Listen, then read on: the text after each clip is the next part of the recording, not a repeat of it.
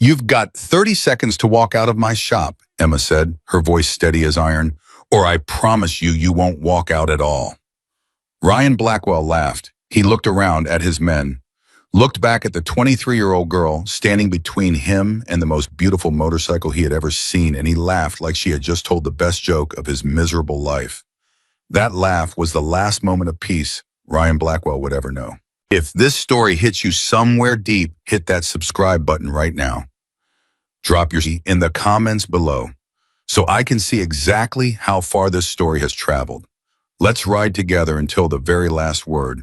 The morning started the way most mornings did in Decker Flats, Arizona, with heat, silence, and the sound of Emma Carter doing the one thing in the world she was born to do: wrenching. The workshop her father had built with his own hands sat at the edge of a long, flat stretch of highway where the asphalt seemed to melt into the horizon by noon. It wasn't much to look at from the outside. A corrugated metal roof that pinged like a snare drum when the sun hit it hard. A hand-painted sign above the door that read Carter Custom Cycles in faded red letters. 2 fuel pumps out front that hadn't worked since 2019. A gravel lot that crunched under tires and boots and told you exactly who was coming before you ever saw their face. But inside was a different world entirely. Emma moved through that space the way other people move through their living rooms. Every tool had a name. Every shelf had a logic. The air smelled like motor oil and steel, and something older, something that had soaked into the walls over decades, the particular scent of a man who had spent his entire life in love with machines, her father's scent. William Carter sat near the back of the shop on a 3-legged stool he'd owned since before Emma was born. He had a cup of coffee balanced on his knee, and his eyes were resting on the motorcycle in the center of the floor, the one they'd been rebuilding together for the better part of 2 years. A 1971 Harley-Davidson FX shovelhead frame-off restoration. Every single component either rebuilt or replaced with something better. It was not just a motorcycle, it was an argument, a declaration. A living, breathing answer to every person who had ever told William Carter that a man his age should let the past stay buried. "You're over-torquing that," William said without looking up from his coffee. Emma didn't stop working. "I know what I'm doing, Dad. I know you know. I'm telling you anyway." That's literally the definition of not helpful. That's the definition of fatherhood. Emma snorted. She backed off the wrench just slightly, and the fitting seated perfectly, and she hated that he was right, even when he wasn't looking. She had inherited that from him, the ability to feel a machine through her hands the way a surgeon feels tissue. The difference between tight and over-tight. The difference between aligned and almost aligned. Things you couldn't see, only feel. "You eat anything this morning?" William asked. "Coffee." "That's not food. It has calories. So does motor oil." Emma set the wrench down and looked at him. He was 68 years old, and he looked exactly like what he was, a man who had lived hard, chosen harder, and come out the other side into something that resembled peace. His hands were the hands of a man who had never stopped working with them, scarred across the knuckles, permanently stained at the creases no matter how hard he scrubbed. But they were steady. William Carter had the steadiest hands Emma had ever seen in her life, and she had seen a lot of hands in her line of work. "I'll eat lunch," she said. "You said that yesterday." "And I ate lunch yesterday. At 4:30 in the afternoon. Lunch doesn't have a curfew, Dad." He smiled at his coffee. It was the particular smile of a man who had stopped trying to win arguments with his daughter and had made a kind of peace with the losing. Emma loved that smile more than almost anything else in the world. She turned back to the shovelhead and tried not to think about how much she needed him to always be sitting on that stool, in that corner, with that coffee cup, saying the wrong thing at exactly the right moment. She had learned a long time ago not to say that out loud. William Carter did not do sentimental. He did presence. He did showing up. He did silent proximity. But if you told him directly that you loved him and you needed him, he'd get this look on his face like you'd handed him something fragile, and he was terrified of dropping it. So Emma showed him in the language they both spoke. She wrenched. He watched. And that was enough. Boom. The gravel crunched outside at 11:47. Emma heard it before she registered what it meant. One vehicle pulling in fast, then slowing. Then another, then what sounded like a third. She didn't look up immediately because People pulled into the lot all the time. Curious drivers, bikers passing through neighbors who wanted a tire checked. Decker Flats was a small town, and Carter Custom Cycles was a known landmark. Traffic was normal, but the way the gravel crunched was not normal. There's a sound to ordinary parking and a sound to deliberate arrival. And Emma had grown up in enough garages and enough rough towns to know the difference without being able to explain it. The first sound was casual, dispersed, unhurried. The second sound was coordinated. This was the second sound. She set her wrench down on the rolling cart beside the shovel head, wiped her hands on the rag tucked into her belt, and turned toward the open bay door. 3 vehicles. 2 black SUVs and a dark gray truck that was trying very hard to look ordinary and failing completely because of the way it parked slightly sideways, blocking the lot exit. Emma had seen that parking job before, not personally, but she'd heard about it. It was the kind of parking that said nobody leaves until we say so. 4 men climbed out of the first SUV, 2 from the second, 1 from the truck, and he walked differently from the others. Not faster, not slower, but with that particular gait that belongs to men who are used to rooms going quiet when they enter them. Ryan Blackwell. Emma had seen him twice before, both times at the county hardware auction when he'd been buying up property on the east side of town. She had not known his name then. She had noticed him the way you notice weather, something in the air changing, a pressure shift that your body registers before your mind catches up. She knew his name now because he'd sent a letter 3 weeks earlier. Very polite letter, very professional letterhead offering to purchase Carter Custom Cycles and the surrounding property at what his lawyer had described as a fair market assessment. Emma had written decline in red marker across the letter and mailed it back the same day without a return envelope. Apparently, Ryan Blackwell was not the kind of man who received declined letters gracefully. He stepped through the bay door like he owned it already. His men spread out without being told to. Emma noticed the spacing, the way they filled the room without crowding the center, the way 2 of them drifted toward the back, near where William was still sitting on his stool. It was practiced, rehearsed. These were not casual men having a casual conversation. Ryan looked around the shop with the expression of a man pricing an inventory. Then he looked at Emma. "Ms. Carter," he said. "Nice place." "It was," Emma said, "before the uninvited company." Ryan smiled. It was the smile of a man who found resistance mildly entertaining. "I like to think of myself as invited. I sent a letter." "You sent an offer. I declined the offer. That means you weren't invited." "Well," he clasped his hands in front of him, rocking slightly on his heels. "I thought maybe we could revisit the conversation in person. Face to face, sometimes things are clearer. Things are already pretty clear from where I'm standing." He let the smile sit for a moment, then he walked toward the shovelhead. Emma stepped sideways, automatically putting herself between him and the motorcycle. It wasn't a conscious decision, it was reflex, like how your hand goes to a candle flame before your brain tells it to. Ryan stopped. He looked at the motorcycle around her, then he looked at her. "Beautiful machine," he said. "Don't." "I'm just saying." "I know what you're saying, don't." The shop was very quiet. Emma could hear the distant sound of a hawk somewhere outside, the dry tick of metal cooling in the heat. She could feel William behind her, not moving, not speaking, but present in the way that large, quiet things are present, like a stone in a river. Ryan seemed to decide something. He reached into his jacket and pulled out a folded envelope and held it out to her. "There's a number inside that's 20% higher than what we offered in the letter. I want you to take a day, think about it." "Mr. Blackwell," Emma didn't touch the envelope. "I'm going to say this once clearly so there's no confusion. This shop belonged to my father. It belongs to me now. I have no interest in your money, your number, or your 20%. I have no interest in revisiting this conversation today, tomorrow, or at any point in the future. I would like you and your men to leave my property." Ryan's smile didn't change exactly, but something behind it did. "You're making this harder than it needs to be," he said. "No," Emma said. "You're making this harder than it needs to be. I gave you a clear answer 3 weeks ago. Showing up here with 6 men doesn't make my answer different. It just makes you look like someone who doesn't know how to listen." One of his men, the one nearest the back wall, made a sound. Not quite a laugh, but something in that neighborhood. Ryan didn't look at him. "There are people," Ryan said, his voice dropping slightly, "who would benefit from you accepting this offer. People you don't want to disappoint. Are those people in this room?" "Some of them." "Then they're already disappointed," Emma said. "They just don't know it yet. Ryan looked at her for a long moment. His men were very still. Emma was very still. The only thing moving in the entire shop was the ceiling fan above the workbench turning slowly in the heat. Then Ryan tucked the envelope back into his jacket pocket and said, "I'll give you some time to reconsider. Don't bother." He turned toward the bay door, and his men began to move with him, and for exactly 4 seconds, Emma thought it was over. Then Ryan stopped. He turned back around. I was looking past Emma, now looking at the shovelhead, and his expression had changed into something she recognized immediately and hated completely.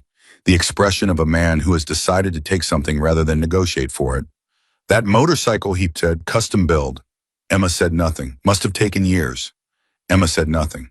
"Shame," Ryan said softly, "if something happened to it." The air in the room changed. It was William who spoke, in the sound of his voice low, unhurried, carrying the particular weight of a man who had not raised his voice in years because he had long ago learned he never needed to make every person in the room go still. "Mom," William said from his corner. Ryan looked at him for the first time, at the old man on the three-legged stool with the coffee cup balanced on his knee. "Son Tyron," William said again, "I'm going to ask you to think very carefully about what you're thinking right now." Ryan studied him for a moment. An old man, a retired mechanic, a nobody. He turned back to Emma and his face had made its decision. "My offer expires tomorrow noon," he said. "After that, things get more complicated." He walked out. His men walked out. The gravel crunched. The vehicles left. And Emma stood in the center of her father's shop, her hands still, her jaw tight, listening to the dust settle back down on the floor, and feeling something in the pit of her stomach that she had not felt since she was very young, that specific cold certainty that something terrible is coming and you cannot stop it by pretending it isn't. She turned to look at her father. William was looking at the bay door. His coffee cup was still balanced perfectly on his knee. But his eyes were not the eyes of a retired mechanic watching trouble drive away. They were older than that, darker than that. They were the eyes of a man who has seen threats before real ones, not the civilian kind, and who was now performing a quiet, private, accurate calculation. Emma wanted to ask him what he was thinking. Instead, she said, "I'm not selling." William nodded once slowly. "I know," he said. The days that followed had the quality of a storm you can see on the horizon but haven't reached you yet. Emma threw herself into the shovelhead. She worked from before sunrise until after dark, not because she was avoiding her fear, but because work was the language she spoke when words weren't big enough. The motorcycle was close, so close. The engine was rebuilt, the frame was straight and true, the chrome was polished to a mirror finish that threw back your own reflection in ripples and curves. What remained was the wiring, the final assembly, the moment when all the separate pieces would become a single living thing for the first time in decades. She had been planning to start it up on her father's birthday. 3 weeks away. She clung to that plan like a handhold on a cliff face. During the day, her regular customers came and went. A rancher from south of town with a Sportster that needed new brakes. 2 college kids from Tempe passing through with a broken throttle cable. Mrs. Reyes from the hardware store across the highway, bringing her dead battery cruiser, and lingering long enough to drink 2 cups of Emma's terrible coffee and talk about her garden and her grandchildren, which Emma listened to with genuine attention because Mrs. Reyes had been one of her father's oldest friends, and there was comfort in her presence. Normal. Ordinary. The shop doing what it had always done. But 3 times in those 5 days, Emma caught unfamiliar vehicles parked on the highway shoulder within sight of the lot. Not doing anything, not moving, just parked, just watching. She didn't tell her father about the vehicles. She didn't need to. William had seen them before she did. On the morning of the 6th day, Ryan Blackwell came back. This time there were 8 men, and this time he did not pretend to be polite. He came through the bay door without knocking, without pausing, walking straight to the center of the shop like a man who had already decided the negotiation was over, and this was the resolution phase. Emma was under the workbench when she heard the gravel. She came out from underneath with a socket wrench in her hand and stood up and saw them filing in and counted them in the 2 seconds before Ryan reached the center of the floor. 8 men, Ryan, a total of 9. "Emma," he said. "My answer is still no," she said. "Your answer," Ryan said, "stopped mattering at noon yesterday." He looked around the shop with new eyes, not pricing eyes anymore, possession eyes. His gaze moved over the equipment, the tool chests, the shelving, the workbench, And then it stopped on the shovel head, and it stayed there with an expression that turned Emma's stomach completely over. "Where's the old man?" Ryan asked. "Why? I want him to hear this too." "He's not here," Emma lied. "William was in the back office." She had no idea if he could hear what was happening, and she had no idea if that was better or worse. "Here's what's going to happen," Ryan said. "You're going to sign the transfer papers I have with me, and you're going to do it today, and this shop is going to become a legitimate business acquisition, and you're going to walk away with a check that's more money than you've made in the last 5 years combined." "No," Emma said. Or Ryan continued as if she hadn't spoken. "This shop is going to have a very unfortunate series of problems. Code violations, fire hazards, structural assessments, the kind of things that close a business permanently and leave the owner with nothing. Get out of my shop." "Or," Ryan said, and now he was walking toward the shovelhead, and Emma was walking with him, staying between him and the motorcycle. "Something happens to the assets inside the shop before the assessments even begin." He stopped 2 feet away from her. "Something like what?" Emma said. Her voice was steady. Her hands were shaking, but her voice was steady. Ryan looked at her for a long moment. Then he looked past her at the motorcycle. "Something," he said quietly, like that. Emma didn't move.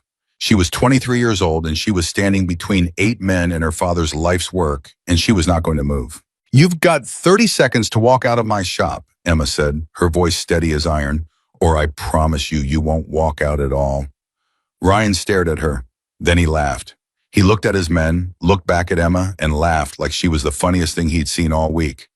"Kid," he said, "you don't even know what you're standing in front of." "I know exactly what I'm standing in front of," Emma said. "Do you?" He stopped laughing. Something in her voice, something flat and certain and utterly without performance, made the laugh stop as quickly as it had started. For exactly 1 second, Ryan Blackwell was not entirely sure of himself. Then one of his men reached past Emma and put his hands on the shovelhead's handlebars.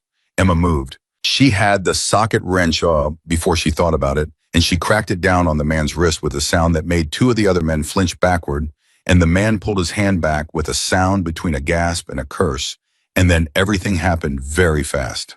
Hands grabbed her. The socket wrench was pulled away.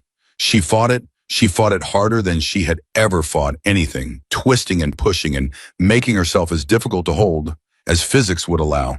But there were too many of them, and they were bigger, and she ended up with her arms pinned behind her, her feet barely on the ground, watching Ryan Blackwell step around her to the shovelhead. "Let me go," she said. He put his hand on the tank of the motorcycle. "Let me go." "You know what the problem with people like you is," Ryan said conversationally, examining the motorcycle with his hands. "You attach too much meaning to things. This is metal and rubber and old parts. It's not a person. It's not a memory. It's inventory." "Don't," Emma said. Her voice had cracked. She hated it. "Don't you touch it." "Sign the papers," Ryan said. "I will never sign those papers." Ryan looked at his men, the smallest nod, and then they began. They were systematic about it. Emma would think about that later, how systematic they were. They did not destroy randomly or out of rage.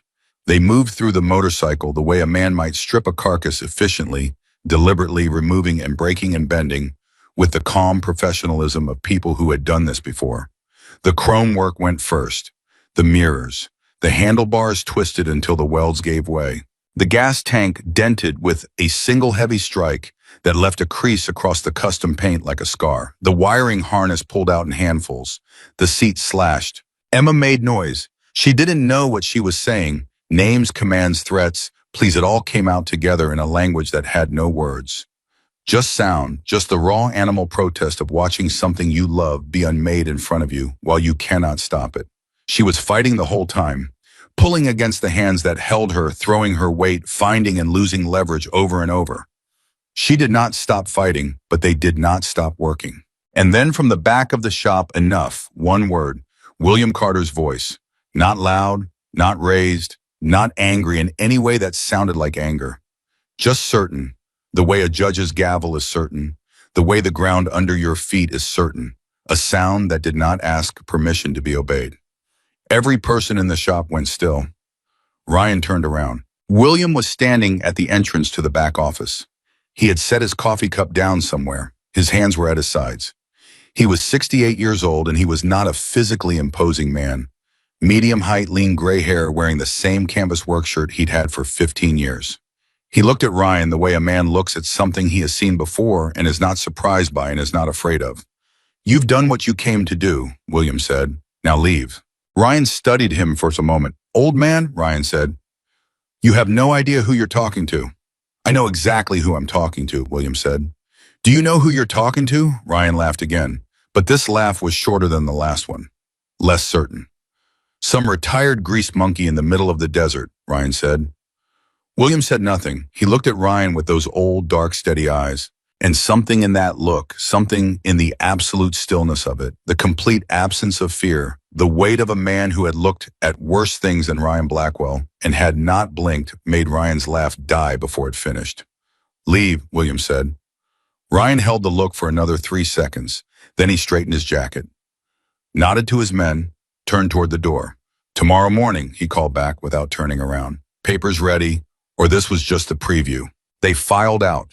The gravel crunched, the vehicles left, and Emma sank to her knees in front of the shovelhead, what had been the shovelhead, and put her hands on what remained, and the sound she made was not crying exactly. Though there were tears, it was something deeper than crying, something that lives underneath words and under grief, in the place where the things you love and the things you've lost become the same thing. William came and knelt beside her. He put his hand on her back. He said nothing. For a long time they stayed exactly like that, father and daughter, on the floor of a shop that still smelled like everything they'd built, surrounded by the pieces of something that had taken 2 years and all the love they knew how to give. Then Emma said in a voice so quiet it barely made sound at all, "What do we do?" William didn't answer right away. He looked at the destroyed motorcycle. He looked at his daughter. He looked at his hands. And then he stood up slowly with the deliberate movement of a man who has made a decision he knows is permanent. He walked to the back office. Emma heard a drawer open, the particular sound of a specific drawer being open. Not the tool drawers, not the parts drawers, the drawer at the back of the old rollaway cabinet that he had never in all the years she had been in this shop opened in front of her. She heard him move something inside it. She heard what might have been the sound of a device being powered on a small click, a low electronic hum, the kind of frequency you feel in your back teeth. Then silence. She turned around. William was standing in the doorway of the back office. He had something in his hand. Small, black, very old by the look of it, worn at the edges, the kind of wear that comes from decades of being kept rather than used. I was looking at it the way a man looks at a door. He closed a long time ago and has never been entirely sure was the right thing to close. "Dad," Emma said. "What is that?" William looked at her. And for the first time in her life, in 23 years of knowing this man, Emma saw something in her father's eyes that she did not have a name for. Not fear, not hesitation, something older, something that carried the weight of a history she had never been shown. "There are things," William said quietly, "about who I was before you, that I never told you." Emma stayed very still. "I didn't tell you," he said, "because I wanted you to grow up without that weight. I wanted you to know me only as your father, only as the man in this shop." He paused. "But there are people I led for a long time ago, who are still loyal to me, who have been waiting, who I told I would only call if there was no other way." He looked at the device in his hand. "There's no other way," he said. He pressed something on the device. The hum changed. A signal went out, and somewhere hundreds of miles away across the flat burning desert in the long American highway, something woke up. Emma looked at her father's face and understood with the absolute wordless certainty of a person who has just been handed a map of a place they thought they knew and found an entirely different country on it, that the man she loved most in the world was not the man she had thought he was. Not smaller, not worse, just larger, far, far larger. And the story she had lived inside her whole life had a chapter she had never been allowed to read. Until now. The destroyed motorcycle lay on the floor of the shop. William Carter held a device he had not touched in 12 years. And somewhere out on the American highway, an engine turned over. Then another. Then another. Then so many that the desert itself seemed to hold its breath. The device was the size of a television remote, older than anything else in the shop. The plastic casing had yellowed at the edges, the way plastic does when it's been kept somewhere dry and dark for a very long time. There were no labels on it, no brand markings, Just 3 buttons and a small LED indicator that had turned green when William pressed it, then gone dark again. Emma stared at it.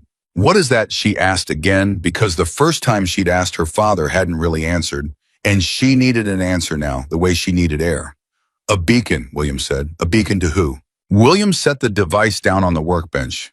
He set it down carefully, the way you set down something that has weight beyond its physical weight. Then he turned to look at his daughter, and Emma saw the thing in his face again, that older thing, that heavier thing, and she understood with a cold, clear certainty that whatever he was about to tell her was going to change the shape of everything she thought she knew. Sit down, Emma. I don't want to sit down. Please. She sat down on the rolling stool near the workbench. Her hands were in her lap. She realized she was still shaking, not from fear exactly, but from the aftermath of what had just happened, that particular trembling that lives in the body after it has been through something, and the adrenaline hasn't found its way out yet. She pressed her hands flat against her thighs and made them stop. William pulled the other stool around and sat across from her, close enough that their knees were almost touching. He looked at his hands for a moment, those scarred, oil-stained, perfectly steady hands, and then he looked at her. Before you were born, he said, before your mother, before this shop, before Decker Flats, I was a different man. Emma waited. Not a bad man, William said. Or I tried not to be. That was the hardest part of all of it. Trying to be a certain kind of man inside a certain kind of life that didn't always make that easy. He paused. I was 26 years old when they voted me in, chapter president, then regional, then other things. Bigger things. Dad, Emma's voice was careful. What are you telling me? You know the name, William said. It wasn't a question. Emma looked at him. Say it, she said. Hell's Angels, William said. The words landed in the room like stones dropped into still water. Emma felt the ripples move through her outward, from her chest, reaching her fingers and her jaw and the backs of her knees.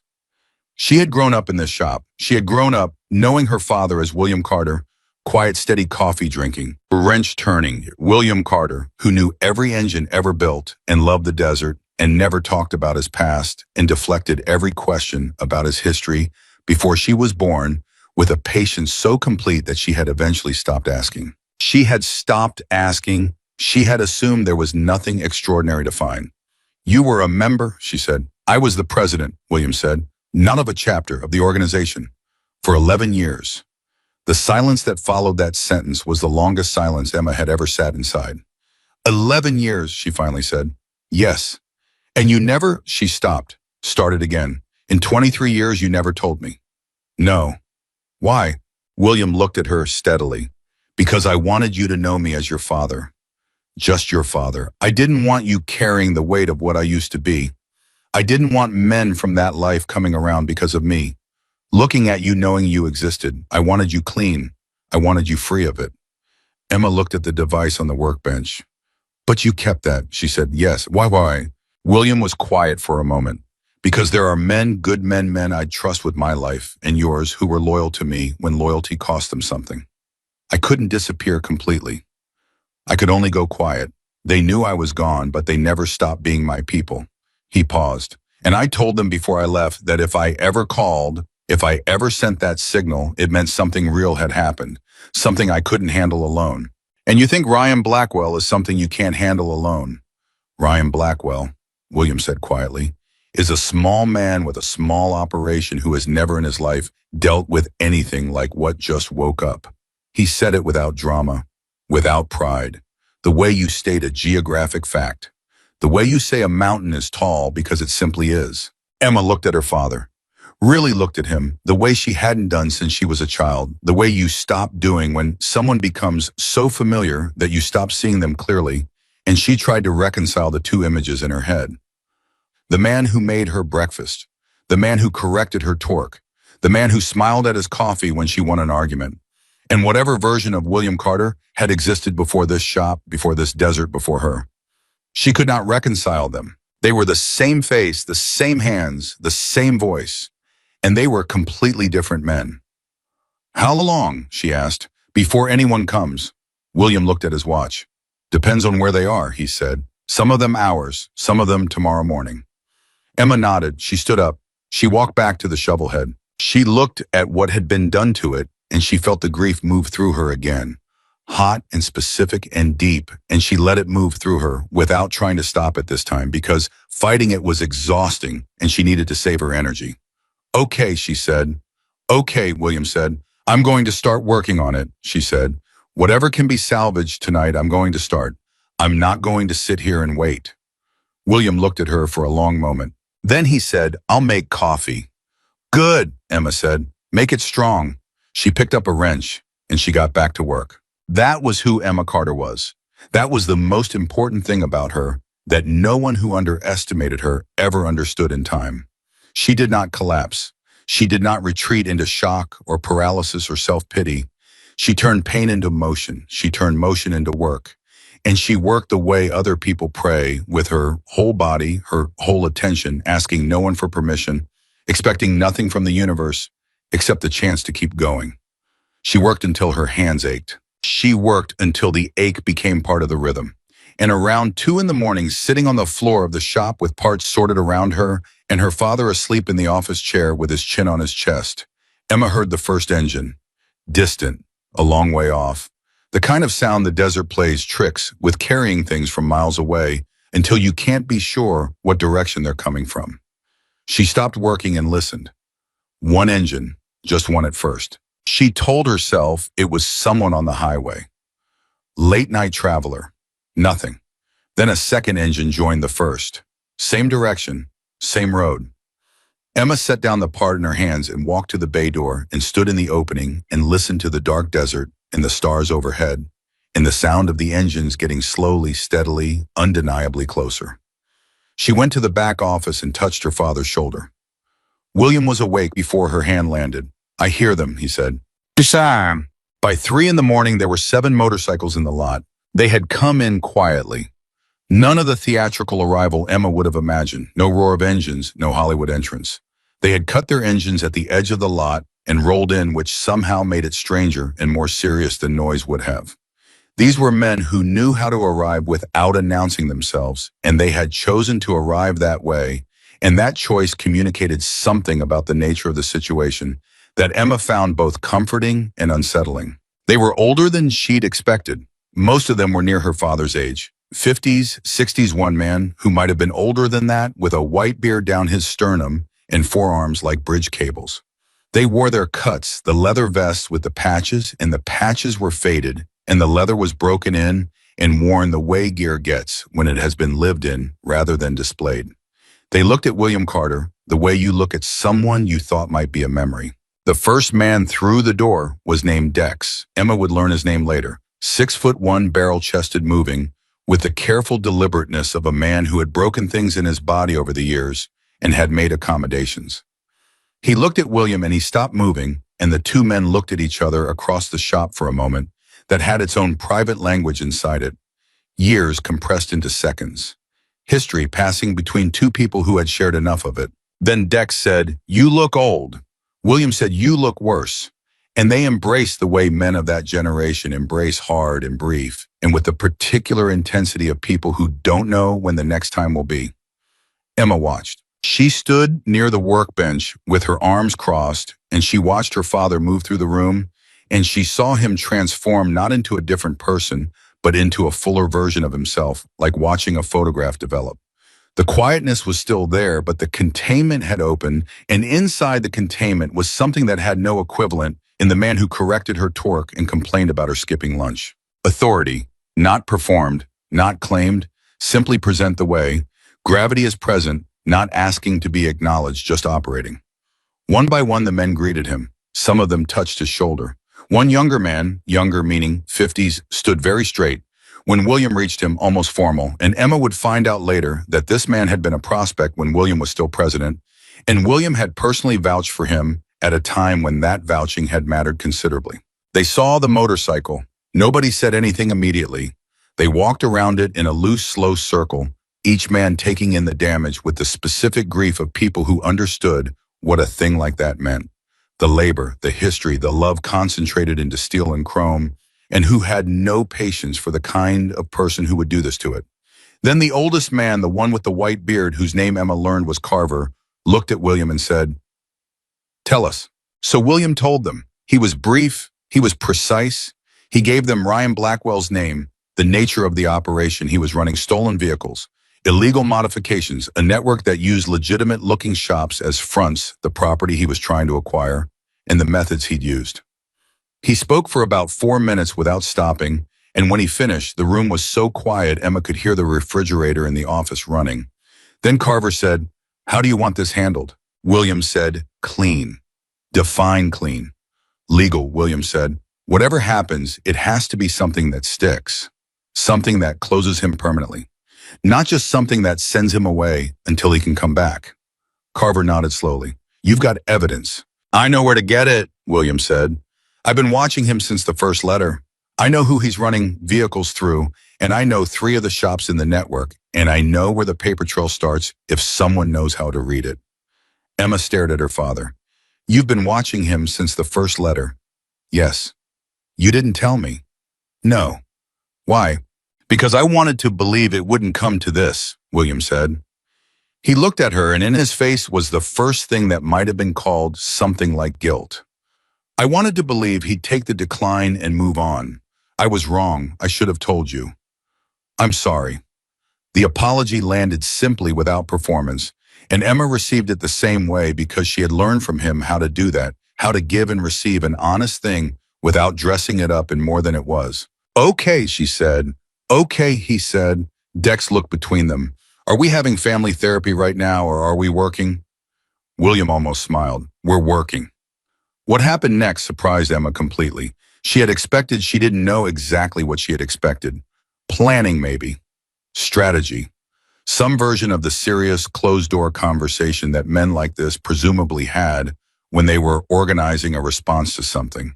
She had expected to be peripheral to it, a witness. Instead, Dex turned to her. "You said you know the machine," Dex said. "I built it," Emma said. "Not the motorcycle. Blackwell's equipment. The stuff in your shop he wants access to." Emma frowned. "Yes. Why?" "Because we need to know exactly what capability he thinks he's buying." "Walk me through it." She walked him through it. The frame alignment rig. The VIN restamping equipment legal use for restoration work, but adaptable for less legitimate purposes by someone who knew what they were doing. The custom paint booth. The specific diagnostic systems. As she talked, she watched Dex listen, watched the way he processed information, the quiet precision of it, and understood that this man had not spent his life being what Ryan Blackwell thought people like him were. None of them had. That was the thing Ryan Blackwell didn't understand, and that Emma was just now beginning to understand herself, that complexity does not belong exclusively to people who wear suits and carry briefcases.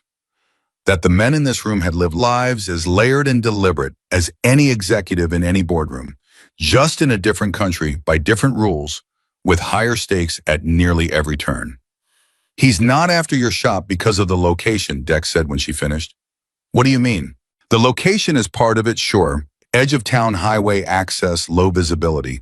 But the equipment is the real target. Your VIN system alone is worth more to his operation than the property." Dex looked at William. "He's been shopping for this exact capability. We've had word from 2 other chapters. There's been similar pressure on independent shops in 3 other states. Same approach. Offer, decline, intimidation, acquisition." "He's building a network," William said. It wasn't a question. "He's building a network," Dex confirmed. "Your shop was going to be the Arizona hub." Emma felt the cold clarity of that settle over her. Not fear, something past fear, something that happens when the scale of a thing expands beyond what you had imagined, and you have to rapidly expand to meet it. This was not a local criminal trying to strong-arm a small business. This was organized, systematic, national even. Ryan Blackwell was not a bully with ambitions. He was an operation. "How many shops has he already taken?" Emma asked.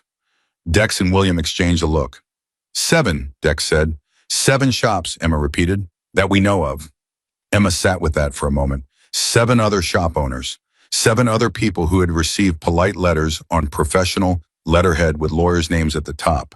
7 other people who had what signed the papers, given in, or held out until the holding out became too costly. She thought about Mrs. Reyes from the hardware store, who had been coming to Carter Custom Cycles for 20 years. She thought about the rancher with the Sportster. She thought about the college kids with the broken throttle cable. She thought about the sign above the bay door in faded red letters. Carter Custom Cycles. Her name, her father's name. She was not going to be shop number 8. "Tell me what you need from me," Emma said. Dex looked at her for a moment. Then he looked at William. Something passed between them, a question, an answer, a silent assessment. "You're not staying in the background on this," Dex said. It was not a question. "No," Emma said. "I'm not." Another look between Dex and William. Then Dex said, "Good, because we need someone Blackwell thinks he already controls." Emma felt something shift in her understanding of the next several hours.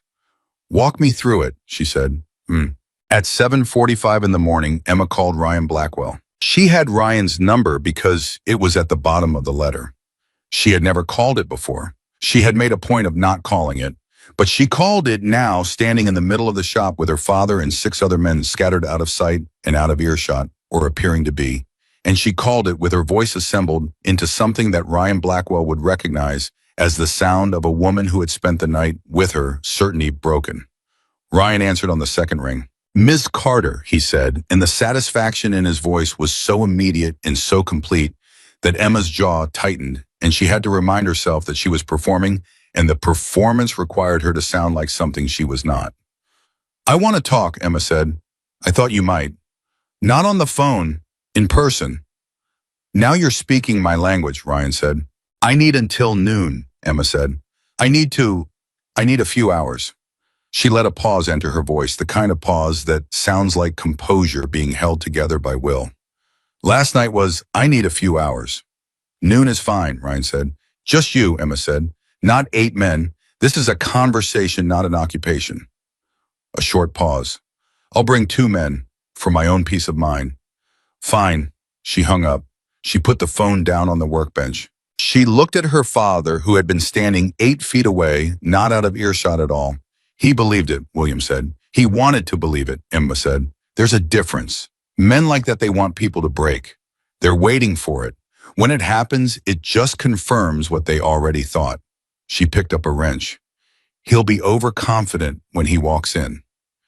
"That's the plan," Dex said from the doorway of the office. "What exactly is the plan?" Emma asked. Dex walked in. He was carrying a cup of coffee that he had somehow procured from the shop's small maker, and he handed it to Emma, which she appreciated more than she would have said out loud. "Short version," Dex said. "We need him inside this building for long enough for the documentation to reach the right hands. While you keep him talking, 2 of our guys are delivering a package of evidence to the county sheriff and to a federal contact we've worked with before. Someone cleans someone whose career depends on cases like this." "What evidence?" "Titles," Dex said. "Paper trails.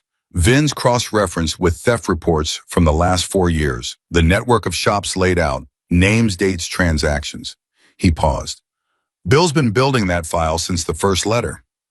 Emma turned and looked at her father. William shrugged. Minimally, the shrug of a man who does not consider what he did to be remarkable. "You've been building a federal case for 3 weeks, Emma said. "Someone had to," William said, "in secret. You had enough to worry about." Emma pressed her lips together. She decided to have the full version of this conversation with her father at a later time when they were not 48 minutes away from Ryan Blackwell arriving in her shop with 2 men. "The documentation gets delivered," she said, returning to Dex. "Then what?" "Then the authorities move," Dex said. "Blackwell walks into your shop thinking he's collecting a victory. He walks out in cuffs. And what am I doing while he's here?" "Keeping him talking," Dex said. "Buying time. You don't have to do anything dramatic. You just have to be Emma Carter talking about terms of a transfer she has no intention of signing for long enough that the pieces are in place." Emma drank her coffee. She thought about Ryan Blackwell's laugh, the way it had filled the shop. The complete certainty in it, the laugh of a man who does not believe a 23-year-old woman in a desert town represents any kind of obstacle to anything he wants. "He's going to walk in here," Emma said. "Thinking I spent the night falling apart." "Yes," Dex said. "And instead I spent the night with us," William said simply. Emma looked at her father. She thought about the 2 years they'd spent on the Shovelhead. Every evening session and weekend morning.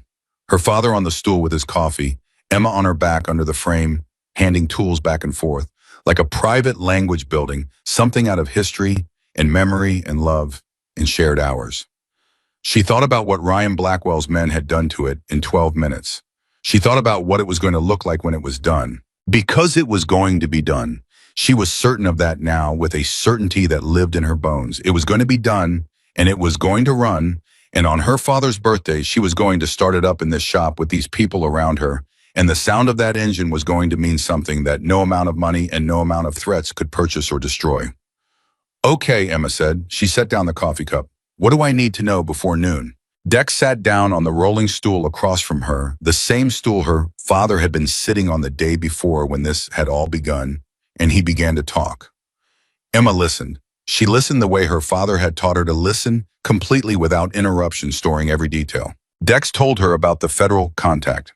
A woman named Harris' 12-year career who had been building a case against vehicle theft networks in the Southwest for 6 years, and who, when she received Williams' documentation package, was going to have the final pieces she needed for warrants she'd been unable to obtain. He told her about the two men riding out at 8 a.m. with copies of the documentation, physical copies, because William did not trust digital transmission for something this important, and Emma found herself respecting that choice completely. He told her that there were 3 other former members currently positioned at 2 different points on the road into Decker Flats, who would know if Ryan Blackwell was bringing more men than he'd agreed to. And he told her something that she had not expected. He told her that 2 of the 7 shops Ryan Blackwell had previously acquired had owners who were willing to testify, who had been waiting for someone with enough reach to make testifying safe, because they hadn't been safe before, because Ryan Blackwell's reach had extended into enough local law enforcement in enough of those counties that going to the authorities locally had been functionally impossible. But not here, Dex said. Not here, William confirmed. Why not here? Emma asked. Father and daughter looked at each other. Because Decker Flats, William said, has always known who I was. The local law here has always left this property alone. Emma absorbed that. There were layers to that sentence she was going to need more than 48 minutes to fully excavate. But the important part, the part she needed right now, was simple. This was the place. This was where the domino could be tipped. And she was the one who needed to be standing in this shop when it fell. I can do this, Emma said. Nobody in the room said anything to contradict her, because nobody in the room had any doubt. 11:53 a.m. Emma was at the workbench with the Shovelhead's engine components sorted in front of her, not because she was working, but because standing still was impossible, and the parts needed sorting and her hands needed something to do while her mind ran the clock. She had sent the last of the visible motorcycles out of the lot 2 hours ago. The shop looked exactly the way it had looked the day before, minus the motorcycle in the center of the floor. Where the Shovelhead had stood, there was now just empty floor with scuff marks in a faint oil outline, like the chalk around a body. Emma looked at it every few minutes and let it make her angry, because anger was cleaner than grief and more useful than fear. William was in the back office. Officially, he was not there. Emma heard the first vehicle at 11:58. The gravel crunched in the particular coordinated way she had learned to recognize. She straightened up from the workbench, wiped her hands, and turned to face the bay door. Ryan Blackwell walked in with one man on his left and one on his right, and he was already wearing the smile, the specific, satisfied smile of a man who has won something and knows it and is enjoying the walk to the trophy. He looked at Emma. He looked at the empty space where the Shovelhead had been. His smile expanded. Ms. Carter, he said. Emma looked at him. She thought about what Dex had told her. She thought about her father in the back office. She thought about 2 riders on the road, the documentation that was going to dismantle everything this man had spent years building. She thought about the signal her father had sent into the dark desert and everything that signal had brought back. She thought about the Shovelhead lying in pieces on the floor of the shop last night and what it had cost them both and what it was going to mean when it ran again. And she said very calmly, "You're 2 minutes early." Ryan's smile flickered, just briefly, just for a second. Eager, he said, recovering. "Sit down," Emma said. He blinked. "I'm sorry." "There's a stool right there," Emma said. "Sit down, I want to talk." Ryan looked at the stool. He looked at her. He processed the fact that a 23-year-old woman was telling him to sit down in what he believed was already his building. And something in him was amused by this, and he decided to be amused rather than annoyed, and he walked to the stool and sat down. He had no idea it was her father's stool. He had no idea of anything. "Let's talk," Emma said, and she began. She talked about the shop. The history of it. Her father acquiring the equipment over 30 years piece by piece, each tool with a story. She talked about the restoration work, about the clients, about the reputation built carefully in a small market over a long time. She was not performing grief or defeat. She was performing someone who needed the transaction to feel respectful, who needed, before she could bring herself to sign anything, to have the thing she was losing acknowledged. Ryan listened. He was patient because he thought patience cost him nothing at this point. He was relaxed because he thought he had already won. It was in exactly the right state of mind. 12:17. Emma's phone buzzed against the workbench. She didn't look at it immediately. She kept talking, but she had been waiting for that buzz the way you wait for a lifeboat with everything you had that was not being used for keeping your face still. She let it sit for 15 seconds. Then she said, "Excuse me," and glanced down. One word. From a number she didn't know. Done. Emma set the phone down. She looked at Ryan Blackwell sitting on her father's stool with his two men behind him and his satisfaction arranged across his face like furniture in a room he thought he owned. She said, "I want to show you something before we talk about the papers." Ryan raised an eyebrow. "What?" Emma walked to the bay door and pushed it fully open. Ryan turned to look. Outside on the highway, in the lot, at every point of the visible horizon, there were motorcycles. Not 7, not 10, dozens. They were still, engines off, riders seated, all of them looking at the shop, all of them waiting. Ryan stood up slowly. His two men stepped forward and stopped because there was nowhere to step to. Ryan turned back to Emma. For the first time, the smile was gone. "What is this?" he said. "This," Emma said, "is what happens when you don't do your research." "Who are these people?" "They're witnesses," Emma said, "and some of them are old friends of my father's. And two of them, about 20 minutes ago, delivered a very complete documentation package to a federal agent who has been building a case against your network for 6 years." She paused. She had everything except the Arizona connection. Now she has it. Ryan's face moved through several expressions in rapid succession. Disbelief, contempt, recalculation, and then something she hadn't seen on him before. Something that sat underneath all his confidence, like a floor he hadn't known was there and had just fallen through. Fear. "You're bluffing," he said. "I've never bluffed in my life," Emma said. "Ask my father." Ryan's eyes moved to the back office. William Carter stepped through the doorway. I was not carrying anything. He was not performing anything. He simply walked out and stood in his shop, the shop he had built, the shop that carried his name, the shop his daughter had been defending, and he looked at Ryan Blackwell with the same expression he had had the day before when he'd said one word and made every person in the room go still. Ryan looked at him. "Who are you?" Ryan said, and his voice had lost something fundamental. The certainty was gone from it. "Who actually are you?" William looked at him for a long, quiet moment. "I'm Emma's father," he said. "That's all you needed to know. That's all you ever needed to know, son." The sound of approaching vehicles reached them from down the highway. Not motorcycles this time. Cars, moving fast, with the particular urgency that belongs to official vehicles. Ryan heard it. He turned toward the bay door. Then he turned back. He looked at Emma. She looked back at him without expression, without triumph, without anger. Just looked at him the way her father had taught her to look at things that were finished. Finished. Ryan Blackwell stood in the center of Carter Customs Cycles, with his whole operation crumbling under him, and two men behind him who were already backing toward the wall, and he finally completely entirely understood. He had not attacked a helpless woman. He had not intimidated a small-town mechanic. He had walked twice deliberately with 8 men at his back into the shop of a woman who had the full force of a history he couldn't see standing quietly behind her. The vehicles pulled into the lot. Doors opened. Voices called out official, clear, carrying the particular authority of people with federal backing, and a warrant that had been waiting 6 years for exactly this moment. Emma did not move from where she was standing.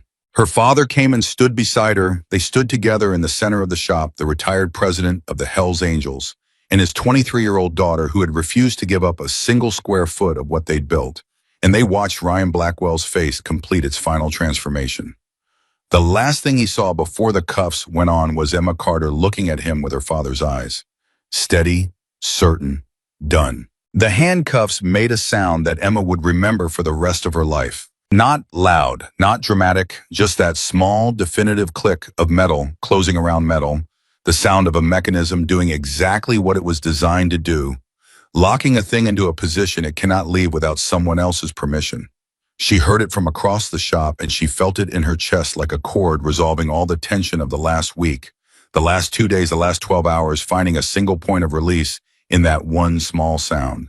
Ryan Blackwell did not go quietly. She would give him that much. He had 2 lawyers on the phone before he was through the bay door, talking fast, using words like wrongful and entrapment, and you have no idea who you're dealing with, in the tone of a man who had relied on those words before and had always found them sufficient. The federal agent, a compact woman in her early 40s named Harris. Dark hair jacket despite the heat, the kind of face that gave nothing away without deciding to listen to him the way you listen to weather you have already planned for, without surprise, without impatience. She'd heard it all before. She had been building toward this specific moment for 6 years, and a man yelling legal terminology at her in a desert garage was not going to alter her expression or her timeline by a single degree. Harris looked at Emma when Ryan was being walked out. She looked at her the way people look at someone they were not expecting to find in the position they're in, with a quick recalibrating assessment, taking in the age, the work, clothes, the oil on her hands, the wrench she was still holding, because she'd picked it up again without thinking about it. Then Harris looked at William, a longer look, different quality. "Mr. Carter," she said. "Agent Harris," William said. "It has," William said, which was not an answer except that it was. Harris nodded once, slow, the nod of a person who understands that certain conversations have already happened between certain people, without words being exchanged, and who is experienced enough to respect that geography. "The documentation was thorough," Harris said. "I know," William said. "The Arizona connection closes a gap we've had for 2 years." "I know that too." Harris looked at him steadily. "You built that file yourself?" "Yes." "Over 3 weeks?" "Yes." Harris was quiet for a moment. Then she said, "Why didn't you bring it to us before we could have moved faster, put some people on?" "My daughter didn't know," William said, simply, without apology but with a weight that Harris seemed to hear and understand. "I needed her not to know until I was certain. If I'd brought in federal presence, and it hadn't been enough if he'd walked on a procedural issue or something hadn't held, she would have paid the price for that. I needed it to be airtight before anyone moved." Harris held his gaze for another moment. Then she said, "That it's airtight." "Yes," William said, "it is." Emma had been listening to this exchange with the particular attention of someone hearing a conversation conducted in a language she mostly speaks, but in which certain idioms still require translation. She understood the facts of it. What she was still absorbing was the subtext, the history between these 2 people, the way they addressed each other with the careful precision of individuals who had a past neither was currently willing to fully map. "How do you 2 know each other?" Emma asked. Both of them looked at her. Harris almost smiled. "That's a long story." "I have time," Emma said. "Emma," William said. "Dad, I've been getting information in 30-second installments for the last 12 hours. I'd like a full sentence for once." Harris did smile, then small and genuine, the smile of someone who has just decided they like a person. "Your father," Harris said, "helped us close a case about 8 years ago, before he was entirely retired, but after he'd made his decision to be. He passed information that led to the arrest of someone considerably more dangerous than Ryan Blackwell. It was done in a way that couldn't be publicly attributed to him, which was necessary," William said. "Which was necessary." Harris agreed, looking at him with a quality Emma couldn't quite name, something between professional respect and something more personal. A particular regard that develops between people who have trusted each other in situations where trust had real consequences. "He and I have had a working arrangement since then, nothing official, nothing regular, but he knew if he ever needed to bring something to someone who would use it correctly. He'd call you," Emma said. "He'd call me," Harris said. Emma looked at her father. William looked at his hands. "You've been out of it," Emma said slowly, "but you've never been completely out of it." William was quiet for a moment. "No," he said, "not completely." Emma nodded. She didn't say anything else about it right then, because there was still too much happening around her. Harris's people moving through the shop, photographing the equipment, the gravel outside still carrying the sound of vehicles and voices, the particular organized, controlled energy of a federal operation in its first hour. She filed it under conversations to finish later and turned back to what was in front of her. which was among other things the shovel head. Carver had drifted to stand near it. The oldest man in the room, white beard, forearms like bridge cables, eyes that had the particular quality of someone who has witnessed a great deal of the world and has developed opinions about most of it, stood near the destroyed motorcycle with his hands loose at his sides and looked at it with an expression Emma could only describe as intimate grief. The grief of someone who understood exactly what this machine had meant and exactly what its destruction had cost. He said, without looking away from it, "How much is salvageable?" "More than it looks," Emma said, crossing to stand beside him. "The frame is fine. They went for the cosmetic stuff, chrome mirrors, the tank, and the wiring harness. The engine internals are untouched. The rebuilt transmission is untouched." "They didn't know what they were looking at," Carver said. "No," Emma said, "they didn't." Carver looked at her. Close up, the age in his face was extraordinary. Not in a diminishing way, but in the way that certain landscapes are extraordinary, containing in their lines the history of everything that has moved across them. "Your father talked about this build," Carver said. "What do you mean?" "I mean, did he tell you what this motorcycle was, originally?" Emma frowned. "He said it was his, from before." "It was more than his," Carver said. "This was the machine he rode when he was president. This specific bike. He built it himself in '71, and he rode it for every mile of those 11 years. When he left," Carver paused, looking at the shovelhead again. "He didn't leave clean, you understand. Nobody leaves clean. But he left with this. Nobody stopped him from taking it, that was a significant thing. It meant something, that the machine went with him." Emma looked at the motorcycle. She had known it was her father's. She had known it was old, important, beloved.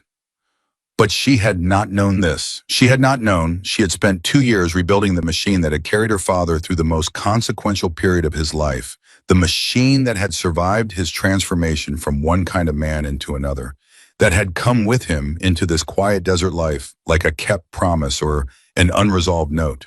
She put her hand on the frame. "He never told me," she said. "He wouldn't," Carver said. "That's Bill. He carries things without showing you what he's carrying. Always has. Even when we were riding together, you always had the sense there was a whole conversation happening inside him that you were only getting every fourth word of." He paused. "He loved your mother very much. He doesn't talk about her either." "No," Emma said softly. "He doesn't." Her mother had died when Emma was 9. A quick illness, the kind that announces itself already in its late stages, that gives you weeks instead of years. Emma's memories of her were real but narrow, specific moments, specific sounds, specific quality of light in certain rooms. She had grown up shaped by the absence, the way a tree grows, shaped by the prevailing wind. You couldn't see the wind, but the shape of the tree told you exactly where it had been. William had not remarried, had not, to Emma's knowledge, ever seriously considered it. He had raised her in this shop, which was the only language of love he fully spoke, and it had been enough. She had not always understood how much it had been enough. She was beginning to understand it now. Behind her, she heard her father's voice. "Harris." "Yeah. The other shops, the 7 he already has, the owners." "We'll reach out to all of them," Harris said. "2 of them are ready to talk. Dex can put you in contact. The others, some of them may need more time. Some of them may have signed things that make them nervous about exposure." "We'll handle it carefully," Harris said. "Make sure you do," William said. "Want a threat, not a request. Just a statement carrying the weight of a man who does not say things twice." Harris said, "I will." Emma heard the tone of that exchange and filed it alongside the earlier ones, her father and Harris speaking in the shorthand of a long, careful history. She turned back to the motorcycle, turned back to Carver and said, "Can I ask you something?" "Anything," Carver said. "When my father sent the signal last night, you were, 200 miles away? About that. And you just came." "Yes. Just like that." "Just like that," Carver confirmed. Emma shook her head slowly. Not in disbelief, she was past disbelief at this point, but in something like awe at the specific mathematics of loyalty. The equation of it, a signal sent into the dark from a device that hadn't been touched in 12 years, and men who had been living their own lives for all those years with families and work and distance had heard it and had come, without question, without hesitation.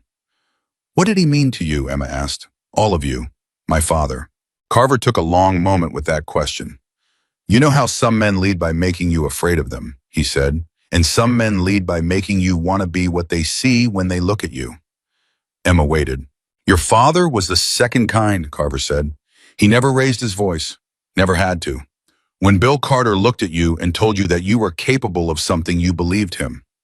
Not because of who he was or what he could do to you. Because he was right. He had a way of being right about people that made you want to justify it. Carver paused. When he left, we understood. Not everyone did not at first, but the ones who knew him best understood. And we kept a door open. We always kept a door open. Emma looked at her father, who was across the shop talking to Harris, his back to her, his hands in his pockets, in the particular posture she knew meant he was in a mode of concentrated attention. She looked at him and she tried to do the thing she tried to do earlier and couldn't reconcile the two versions of the same man. And then she stopped trying. Because maybe reconciliation wasn't the right word. Maybe the right word was integration, understanding that the man who corrected her torque and the man who had led Hell's Angels for 11 years and the man who had spent 3 weeks quietly building a federal case against a criminal network. These were not different men. They were the same man fully, a man who had always known how to be exactly what the moment required, who had spent 23 years being what Emma required, and who had never once in all that time been less than entirely himself. She realized she was crying, not loudly, not performatively. Just her eyes were wet, and when she blinked, there were tears on her face. She wiped them away before anyone could see. But Carver had already seen. He didn't say anything. He just moved slightly closer and stood beside her in the solid, uncomplicated way of a man who has sat with grief before and knows that what it needs most is not words. Emma took a breath, then another. Then she straightened up, and her voice was even when she said, "We're going to rebuild it." Yes, Carver said. Better than before. Yes, Carver said again. I need specific parts. Some of them are going to be very hard to find. Carver almost smiled. Emma, look outside. She looked. Through the bay door across the lot along the visible stretch of highway, there were still dozens of riders. They had been there since before dawn. They were still there now in the full heat of the late morning sun, patient and present and entirely uninterested in leaving. Between every chapter represented out there, Carver said, there is not a vintage Harley part that cannot be found. I promise you that. Emma looked at the assembled crowd on the highway. She thought about all the things she didn't know this morning that she knew now. She thought about her father, and she felt something shift in the geography of her grief, not disappearing, not resolving, but changing shape from the sharp, unbearable kind into something she could carry, something she could work with. She picked up her clipboard from the workbench. Okay, she said, let's make a list. It was at this precise moment that Dex appeared in the bay door, moving faster than Emma had seen him move since he arrived, with an expression that said the morning had just produced something new. We have a problem, Dex said. William turned around immediately. What kind? William said. Not a question, a calibration. Blackwell had a partner, Dex said. Someone we didn't know about. Not in the network documentation. His name is Marcus Toll.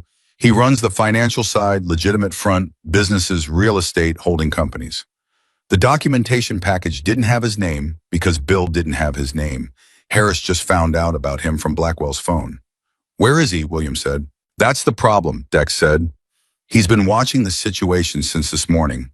He has people positioned, not here, not at this location, but at 2 of the other shops in the network. The ones in Tucson and in Flagstaff. The shop owners there.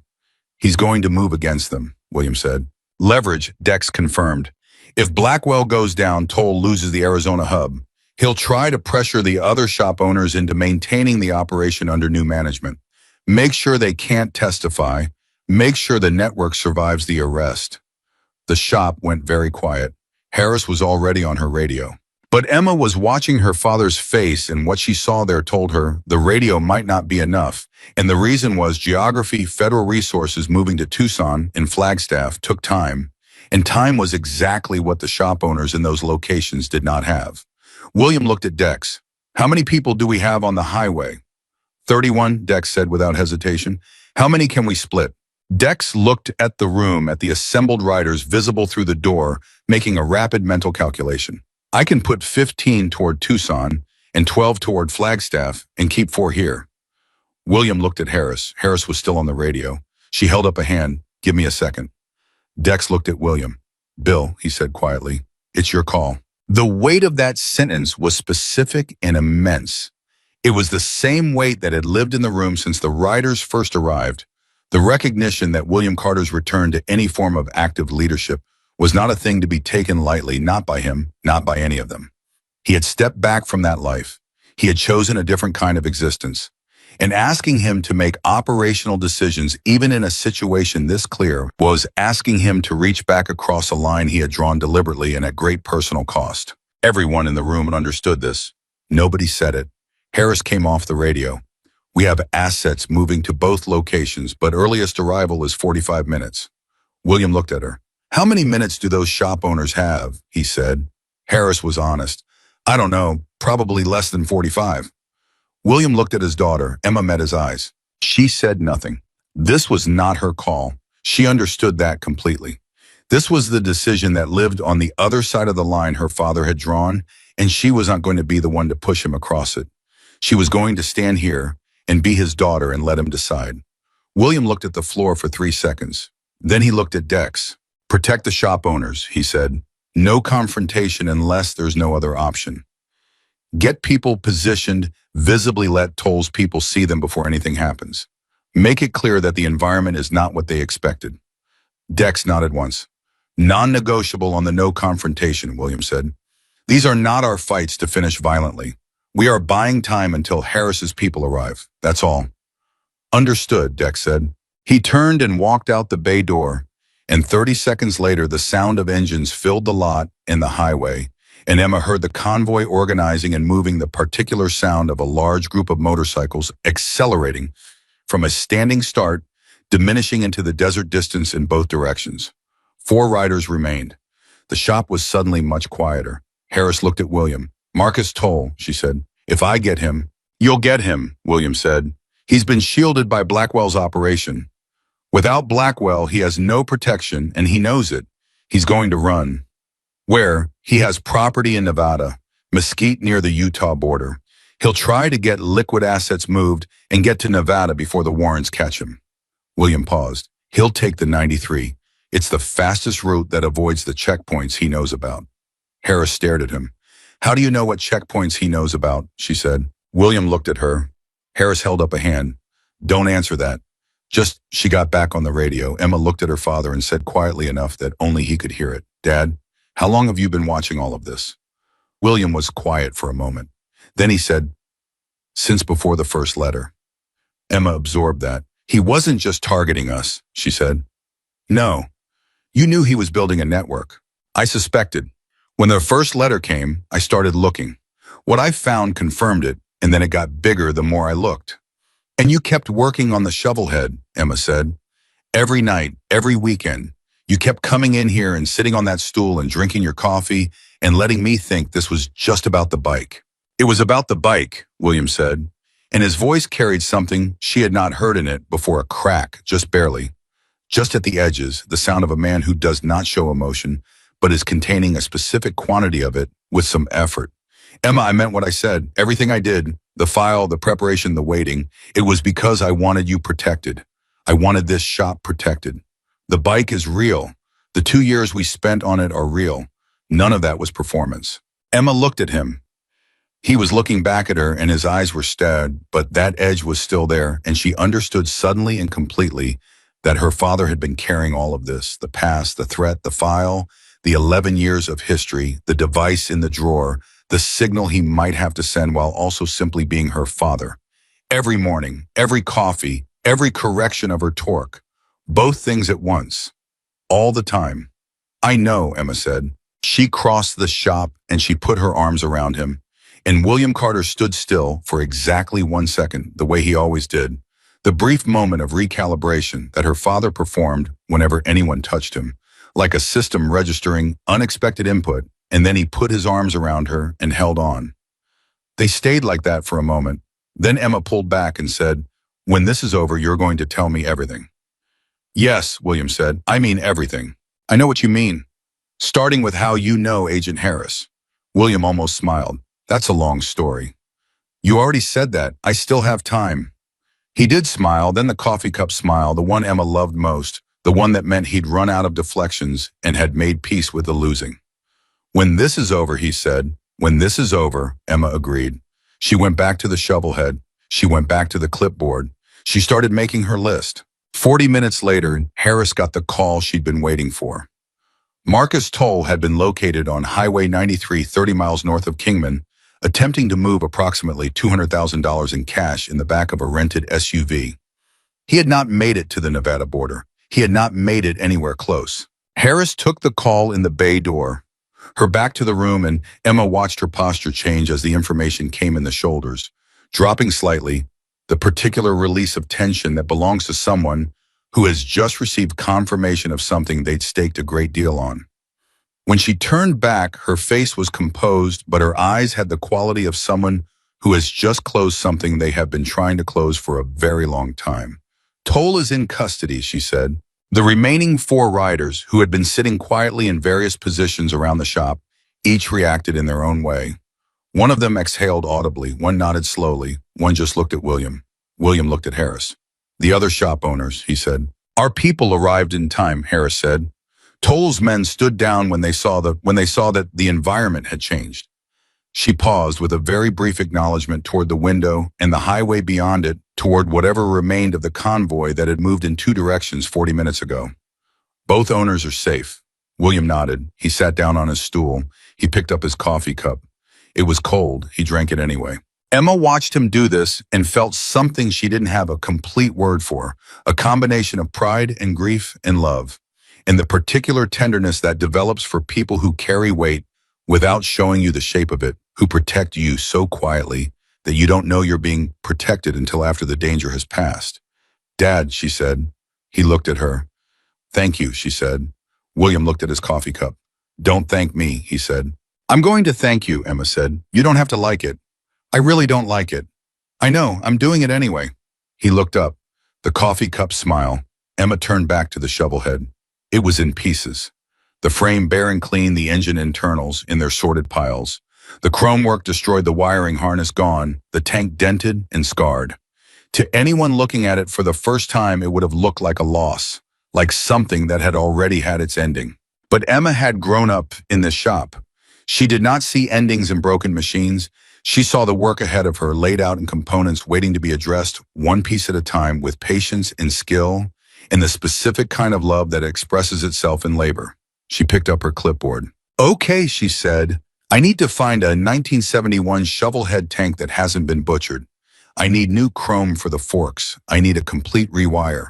I'll do that myself. I've got the schematics memorized. And I need the mirrors," Carver said from behind her. He was looking at his phone. "I know a man in Albuquerque who has a matching set, still in their original box." Emma turned around. Carver looked up from his phone. "Text him," Emma said. Carver was already texting. Dex came back through the bay door an hour later, dusty from the road, with the particular energy of a man who has moved fast and accomplished something. He looked at William, who looked at him, and something passed between them, a full accounting, compressed into seconds, and then Dex said, "Done." And William nodded, and that was enough. Emma kept working. She worked through the afternoon, and around her, the shop filled and emptied and filled again. Harris's people coming and going. Carver's network of calls, producing parts lists and contacts and promises decks, coordinating the return of the riders from Tucson and Flagstaff. Mrs. Rectes from the hardware store appeared at some point with a casserole that she handed to Emma, with no explanation other than "I heard," and then stood for a long time looking at the shovelhead with the knowing expression of a woman who had known William Carter for 30 years. "He'll be all right," Mrs. Reyes said to Emma quietly. "I know," Emma said. "He was always going to be all right," Mrs. Reyes said. "That man has more lives than is strictly reasonable." "Did you know," Emma said, "about who he was?" Mrs. Reyes looked at her. "I knew he was someone important," she said. "I didn't know exactly what kind. But when a man like William Carter chooses a town like this to be quiet in, you learn to ask fewer questions and count the good fortune." She patted Emma's arm, refused a cup of coffee, and left. Emma went back to the shovelhead. At 4 in the afternoon, she found it. She had been working through the wiring, sorting salvageable wire from destroyed tracing circuits, from memory, building a map of what needed to be done, when she reached the section near the primary drive and found something tucked beneath the inner primary cover, held in place by a wire loop that was clearly not original to the build. A photograph. Small, old, slightly water-stained at the corner, protected by a small piece of clear plastic sheeting that someone had wrapped around it carefully and sealed with tape. Emma held it carefully. In the photograph, a man in his mid-20s stood beside this exact motorcycle, recognizable, even in an old print, the custom tank, the specific handlebar setup, grinning with the complete unguarded joy of someone who has just finished something they are very proud of. His hair was longer. His face had none of the lines she knew. His hands were exactly the same. William Carter at 26. Beside him, her arm around his waist, laughing at something outside the frame, was a woman Emma knew only from one other photograph kept in a drawer in the house. Young, beautiful, dark-haired. Her mother. Emma sat down on the floor. She sat on the floor of her father's shop, surrounded by the pieces of her father's motorcycle, holding a photograph of her parents that had been hidden inside the machine for how long years? Decades. Since before she was born, possibly. A secret kept inside a secret, tucked into the heart of a machine that had traveled decades and miles and been given to the next generation to rebuild without knowing this was inside it. She sat there for a long time. She heard her father's footsteps, and she knew them the exact weight and rhythm before he reached her. He crouched beside her. She held out the photograph. William looked at it. For the first time all day, through the arrests, the operations, the federal agents, the information, all of it, she saw her father's composure break. Not dramatically, not in a way that another person standing at distance would even have seen. Just a softening around the eyes, a single sharp breath through the nose, the expression of a man encountering something he had prepared himself to never see again. He reached out and took the photograph from her. He held it in his scarred, steady hands. "You hid it there," Emma said. "Yes," William said. "What odds?" He was quiet for a moment. "Because I wanted her to go with the bike," he said. "When I put it away the year after she died, I couldn't take the picture out. I couldn't look at it on a shelf, but I couldn't destroy it." He paused. "I thought inside the machine, safe, waiting." "Waiting for what?" Emma said. William looked at the photograph. Then he looked at his daughter. "For you to find it," he said. Emma looked at her father. Her father looked at his daughter. And in the shop that carried both their names in the late Arizona afternoon, with the light coming through the bay door at a long angle that made everything it touched look like it belonged to a different time, a father and daughter sat together on the floor and held the evidence of everything they had come from and everything they had made, and neither of them said anything for a long time because there was nothing that needed saying. The shovelhead would run again. They were both certain of that now. The photograph sat on the workbench for the rest of that afternoon. Emma had propped it against the base of the parts lamp, where she could see it while she worked her parents, young and laughing, standing beside the machine that was currently in pieces around her. She didn't do it consciously. Her hands had just put it there, while her mind was still processing what it meant, and by the time she noticed, it felt right. Like the photograph belonged in this shop the same way the tools did. Like it had always been here, just waiting to be found. William had gone back to his stool. He didn't look at the photograph directly, but Emma caught him looking at the workbench 3 times in the next hour, at a point slightly above the lamp base, and she understood that her father was doing what her father always did, carrying something while appearing not to be carrying it, in the particular way of a man who has practiced containment so long it has become indistinguishable from peace. Dex found her at the back of the shop around 5 p.m. working on the primary drive cover, and he sat on a nearby parts crate and watched her for a moment before speaking. "You know what I remember most about your father," he said. Emma kept working. "Tell me." "There was a situation, this was maybe 30 years ago. I was maybe 23, brand new, still stupid in the way that 23-year-olds are stupid. I made a decision I shouldn't have made, and it put 2 people in danger, and I came to your father expecting, I don't know what I expected, to get torn apart probably. That's what I deserved." Emma glanced at him. "What did he do?" she asked. "He made me coffee," Dex said, "sat me down, asked me to walk him through exactly what I'd done and exactly why. Not to punish me, to understand me. And then he said," Dex paused the pause of someone locating a memory precisely. He said, "The mistake isn't the problem. The mistake is already done. The question is what you do next, and that's the only part of this that still belongs to you." Emma set down her tool. She turned and looked at Dex. "He said that to me once," she said. When I was 16, I crashed a customer's bike on a test ride. Dex looked at her. Then he laughed a real laugh, surprised out of him. What did you do? I was devastated. I thought he was going to, I don't know what I thought. But he sat me down and made me coffee and asked me to walk him through exactly what happened. Emma shook her head slowly. Word for word, the same thing. That's Bill, Dex said. Same man, 30 years apart. 30 years in completely different circumstances. Same man. Emma picked up her tool again. That's what I'm still working out, she said. How someone can be who he was and also be who he is. How both of those things fit in the same person. You think they shouldn't, Dex said. I think most people assume they can't. Most people, Dex said, assume that who someone was is the most true version of them. But I've known your father for 30 years, and I'll tell you what I think is true. The man he is right now in this shop with you, that is not a lesser version of who he was. That is the version he was building toward the whole time. He just needed time and the right reason and you. Emma held on to that sentence and let it settle somewhere it could be kept. Behind them from the direction of the bay door, one of the remaining riders said, Carver's back. Carver came in with a box. Not a large box, but the way he was carrying it carefully with both hands, the way you carry something irreplaceable made Emma stop what she was doing and turn around completely. He set it on the workbench. Albuquerque man drove it himself, Carver said. 3.5 hours. He heard what happened. Emma opened the box. Inside, nested in original packaging that had gone yellow at the edges, were a pair of 1971 Harley-Davidson mirrors. Exact match. Chrome intact, unscratched, perfect. Emma picked one up. She turned it over in her hands. She swallowed hard. How much does he want for them? She said. Nothing, Carver said. Emma looked up. He rode with your father once, Carver said simply.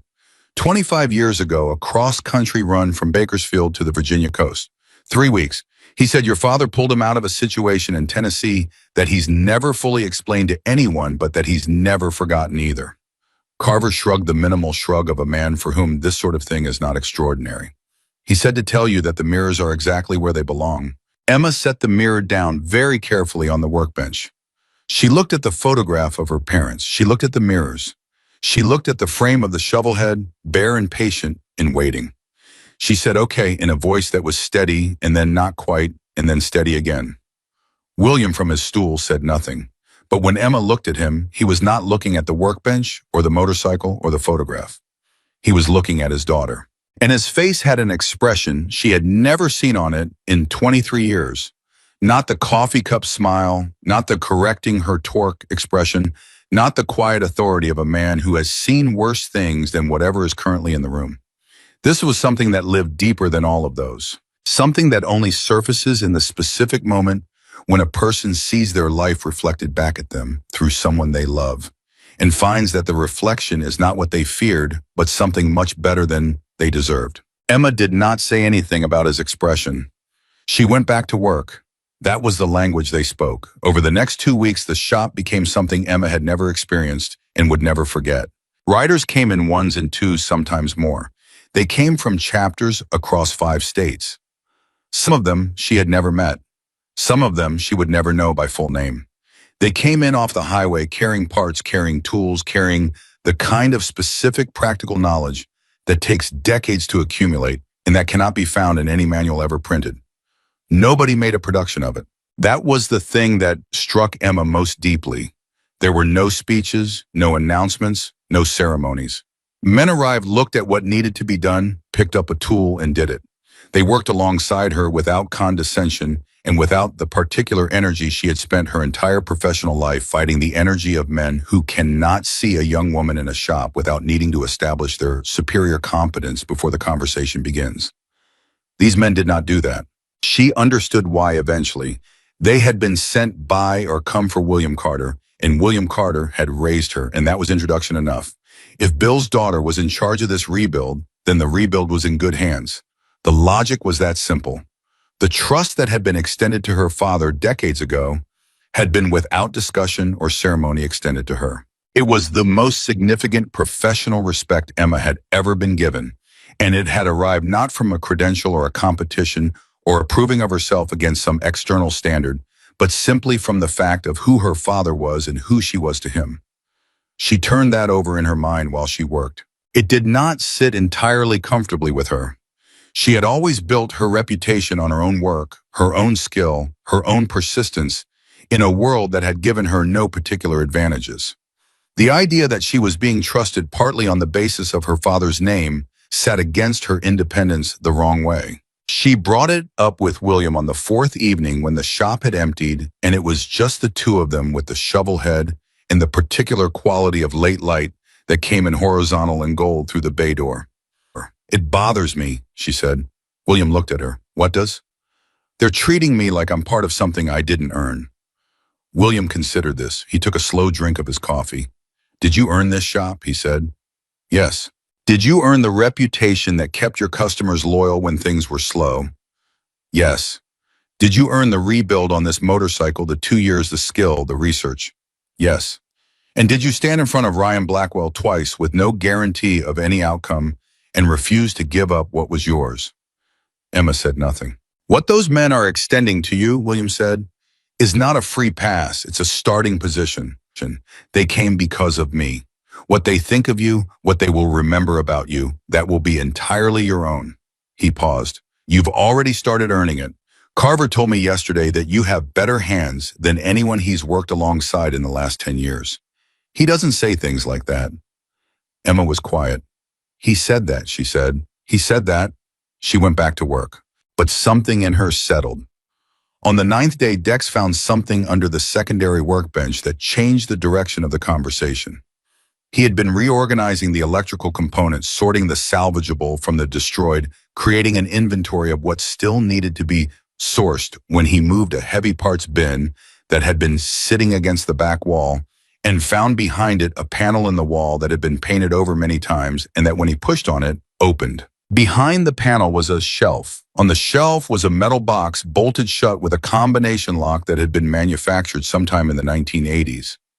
Dex came to find William immediately. He didn't say anything. He just brought William to the panel and showed him. William stood there for a moment looking at the box. Then he reached out and dialed the combination 4 digits without hesitation, without fumbling from a memory that had not been accessed in over a decade, and the lock opened. Inside the box was documentation, not the kind Harris had used for the arrest. This was older, a separate file held together by a rubber band that crumbled when William touched it.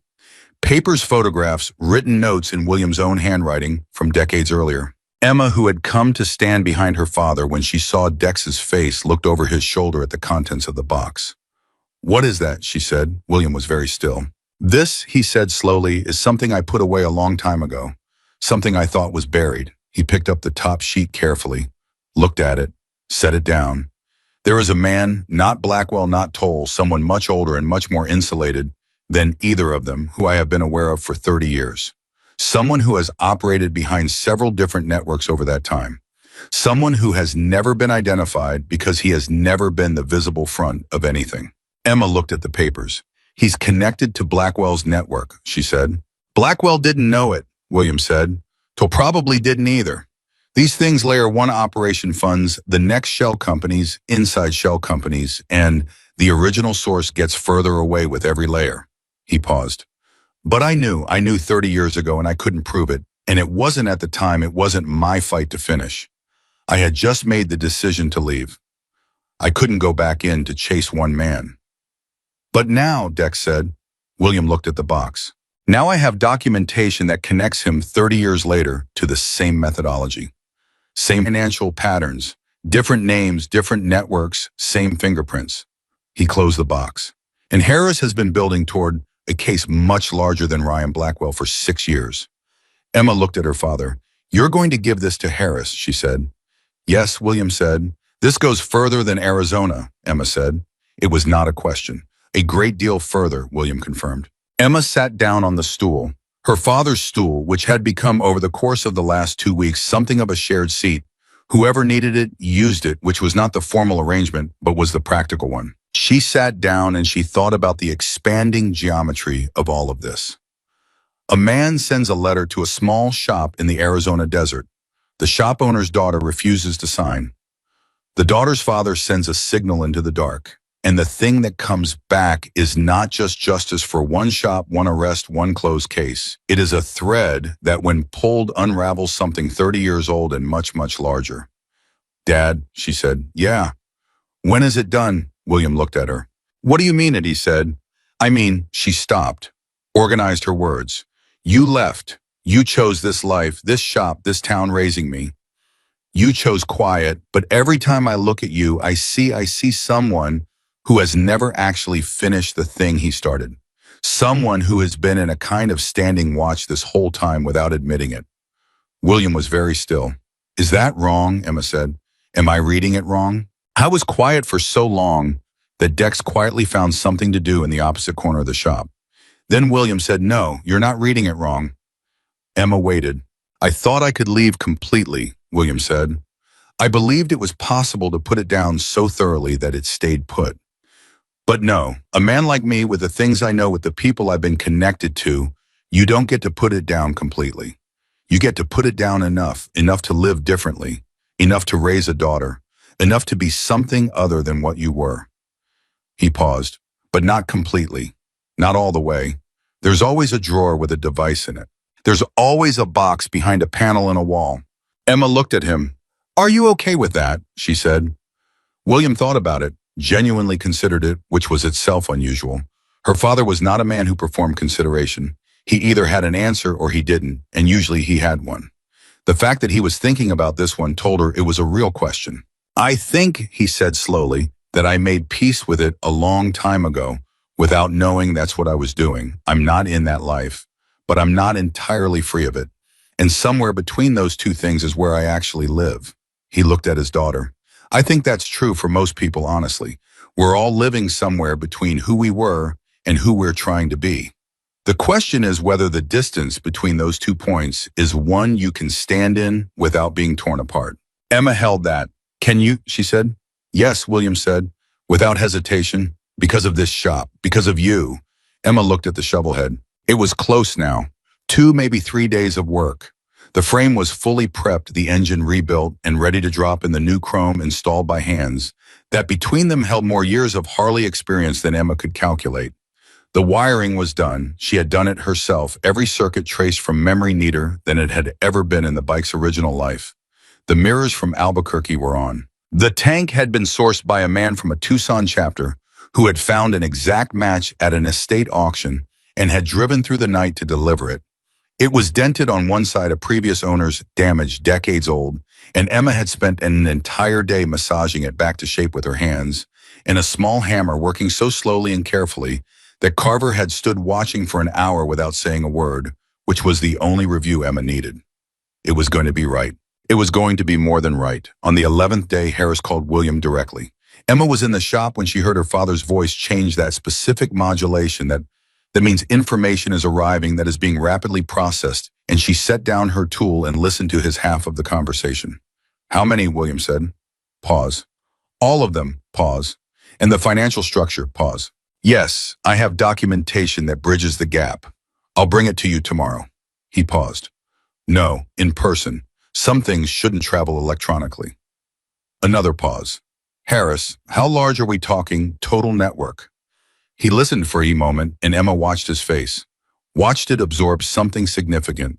Watched the steadiness, hold, but hold harder, the way a wall holds harder when there's more pressure on it. Understood, he said, tomorrow. He hung up. Emma looked at him. How large? She said. William looked at his phone for a moment. Then he looked at her. 42 shops, he said, across 11 states. Blackwell was one node. Toll was the financial layer above him. The man in my box, he stopped. He was the architect. Has been for 30 years.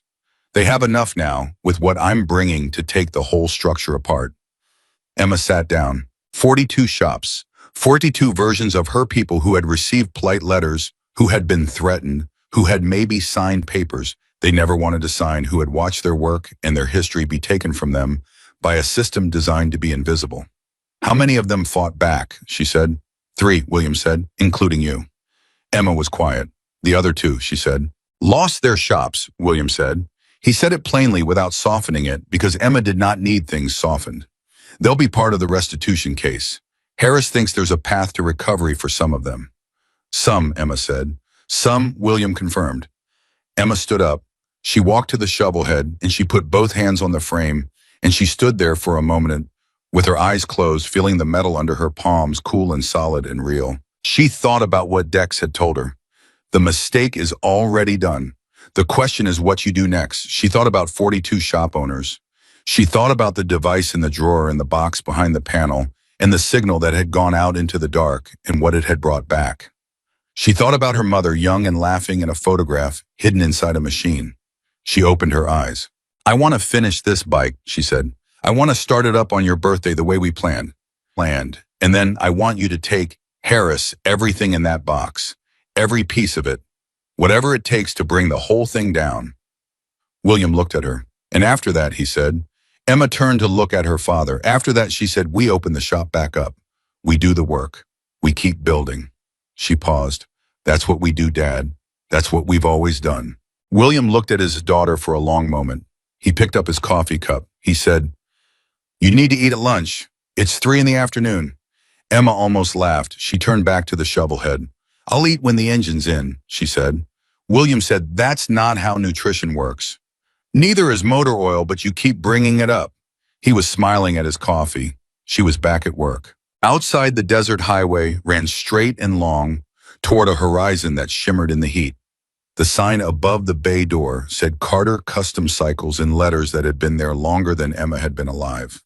The shop smelled like motor oil and steel and decades. 2 days away, there was an engine that was going to run for the first time in 30 years. 3 days away, there was a birthday. And underneath all of it, quiet and certain as the desert itself, was the knowledge that what had been taken from this shop had been taken by people who fundamentally misunderstood what they were dealing with. They had seen a young woman in a garage. They had seen an old mechanic on a stool. They had not seen what was actually in the room. They never do. William Carter's birthday fell on a Thursday.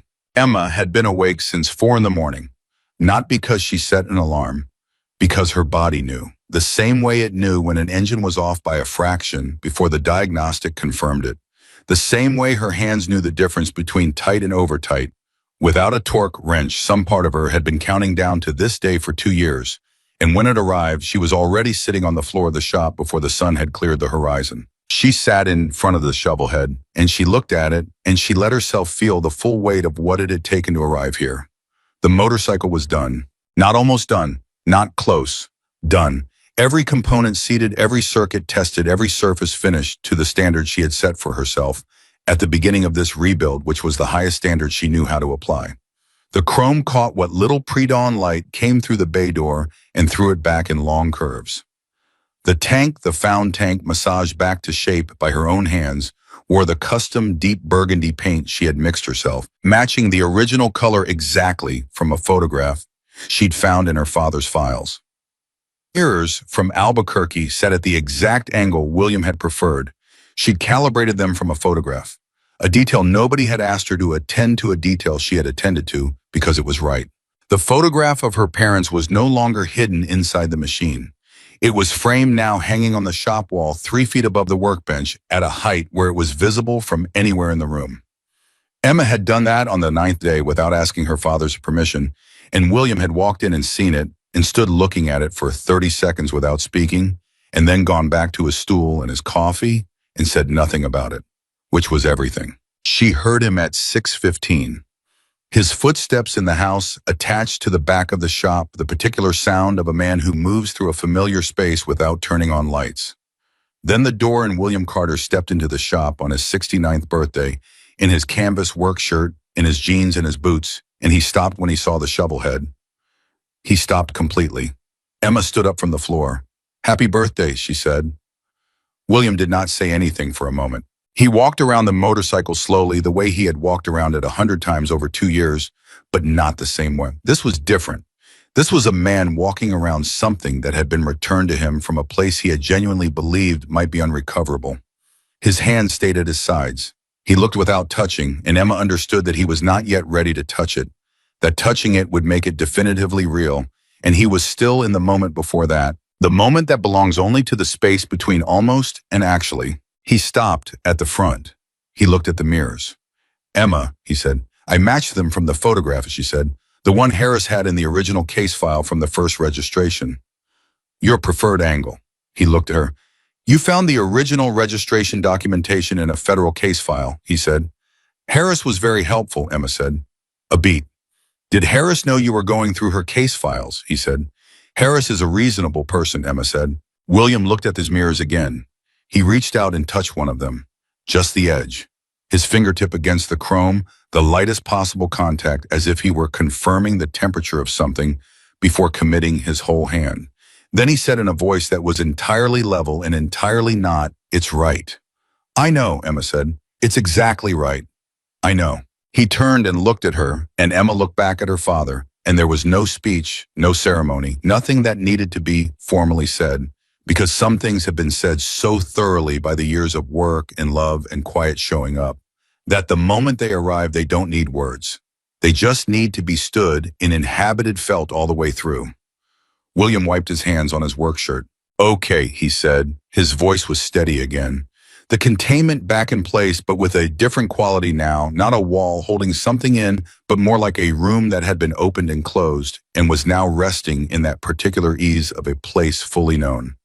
Let's talk about this engine. I want to start it first, Emma said. You don't want to? Dad, I've tested every circuit. I've pre-oiled every bearing. I've primed the fuel system 3 times. The plugs are new. The timing is set. I know this engine the way I know my own name. William looked at her. I want to be there when it starts, he said. That's why I waited until 6:15, Emma said. He almost smiled. Let me make coffee first, he said. There's already coffee, Emma said. She handed him a cup. The shop was quiet while they drank it. Not the quiet of tension or waiting, but the quiet of 2 people who are comfortable inside a moment, not rushing it, not needing it to be other than it is. Outside, the desert was coming into the pale blue of early morning. A hawk was making its crossing somewhere above the roof. The highway was empty. Emma finished her coffee, set the cup on the workbench. She looked at the shovel head. She reached into her pocket and took out the key, the original key, which had been in the parts bin through the entire rebuild, kept separately in a small envelope labeled in her handwriting, "Do not lose this." A plain key, not elaborate, worn smooth on the edges from decades of hands. She held it for a moment. William set down his coffee. Emma put the key in the ignition. She looked at her father. He gave her a single nod. Emma kicked the starter. The engine turned, caught, fired. And then the shovel head ran for the first time in 30 years, and the sound it made was not a smooth, refined, modern sound. It was older and rougher and more alive than that, a sound with history in it, with miles and roads and decades of American highway. In every compression stroke, a sound like the desert, talking back in a language older than any of them. William Carter closed his eyes. Emma did not. She watched her father's face while the engine ran, and what she saw there behind the closed eyes beneath the containment was the expression of a man who has been handed back something he had mourned. Not the motorcycle specifically, something the motorcycle contained, some part of his life he had put away so completely that he had almost convinced himself it was gone. He stood like that for maybe 20 seconds. Then he opened his eyes. She runs even, he said. She runs perfect, Emma said. Even is better than perfect, he said. Perfect means someone's measuring. Even means it's natural. Emma listened to the engine and understood that he was right. It was even, settled into its own rhythm the way a well-made thing settles into function, not performing, just being. She cut the engine.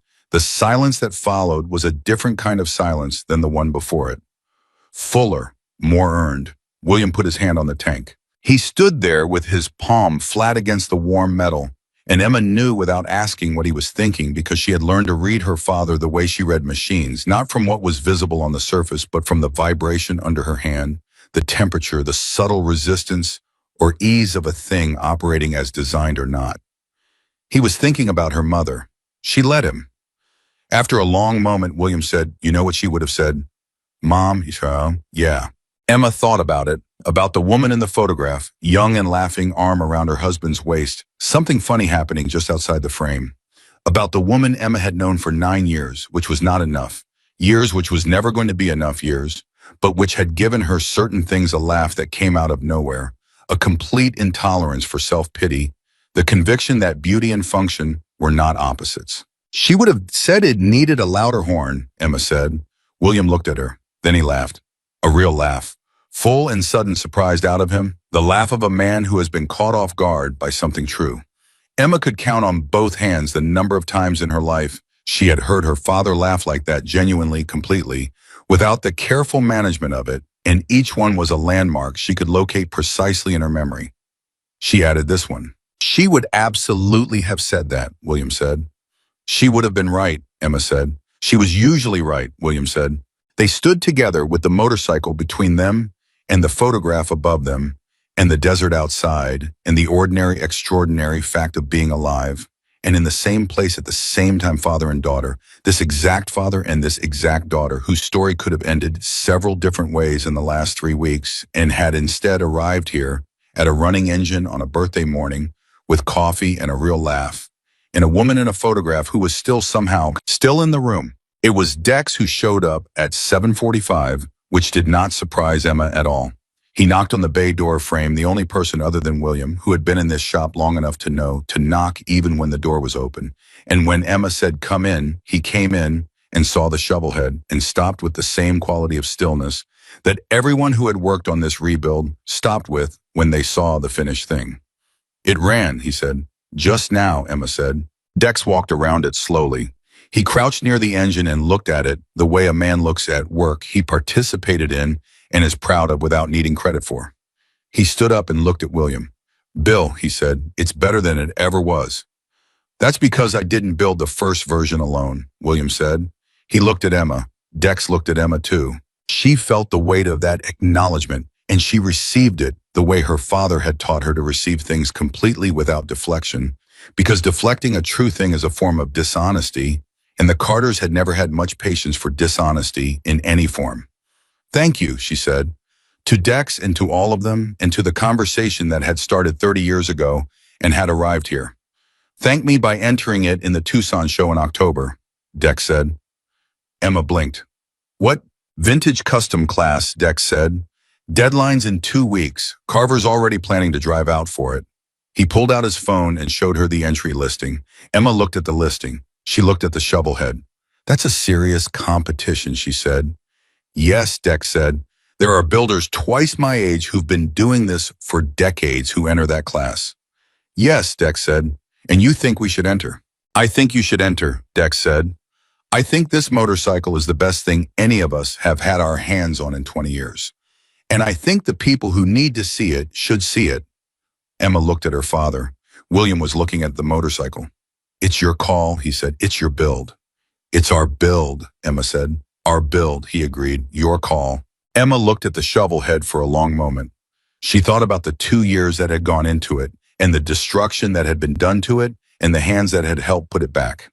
She thought about Dex at 23 being told that what you do next is the only part that still belongs to you. She thought about mirrors from Albuquerque and a tank massaged back to shape, and a photograph that had traveled hidden inside a machine for decades waiting to be found. She thought about a small metal box behind a panel in the wall, and the documentation inside it and the call Harris had made that same morning before the birthday, before the coffee, before the engine ran to tell William that the warrants had been issued, that the architect behind Blackwell and Toll and 42 shops across 11 states had been taken into custody at 6 a.m., that it was over, that the whole structure had come down. Harris had said on the phone, "He's been running this for 30 years and nobody has ever been able to close it until now." A pause. "The documentation you provided was Bill. It was everything." William had said, "Do good work with it." Harris had said, "We will." Emma had listened to that call from the doorway of the shop. She had not let her father know she was listening. She had turned around before he ended the call and gone back to the shovelhead and stood with her hands on the frame and felt the weight of what her father had been carrying, not just for 3 weeks, not just since the first letter, but for 30 years. A file kept in a locked box behind a painted panel, waiting for the moment when it could finally do what it was built to do. 30 years, every morning with the coffee, every correction of her torque, every terrible joke about motor oil and nutrition, every quiet evening in the shop working on this machine together. And underneath all of it, always the knowledge of what he knew and what he was holding and what it would eventually cost him to let it go. He had held it so she wouldn't have to. That was the last thing she had been working out, sitting on the shop floor in the dark at 4 in the morning, and she had worked it out completely by the time the light came.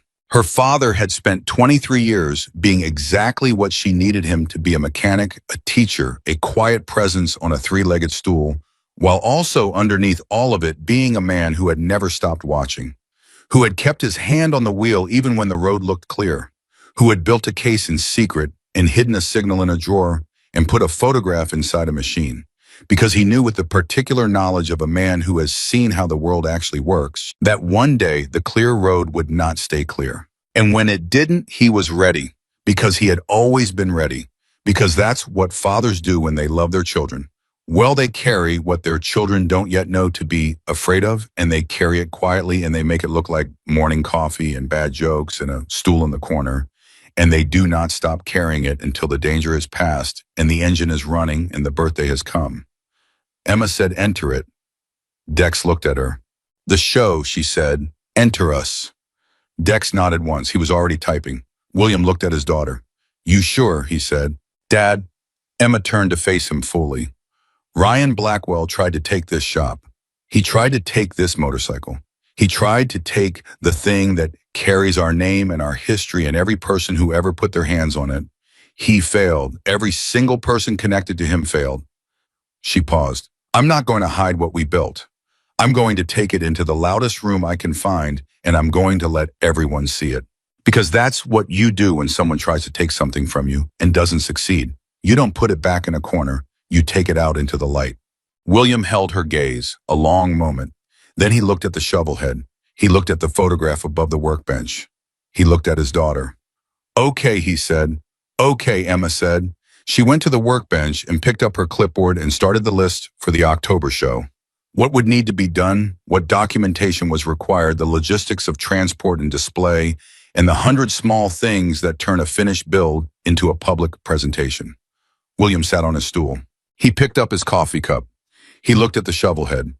Outside, the desert highway carried the sound of one lone motorcycle heading west, diminishing into the distance until the silence of the morning absorbed it completely. The sign above the bay door, Carter Custom Cycles, faded red letters older than Emma, caught the early light and held it. 3 weeks later, at the Tucson Custom and Vintage Motorcycle Show, a 1971 Harley-Davidson FX shovelhead took first place in its class. The builder was listed in the program as Emma Carter, Carter Custom Cycles, Decker Flats, Arizona.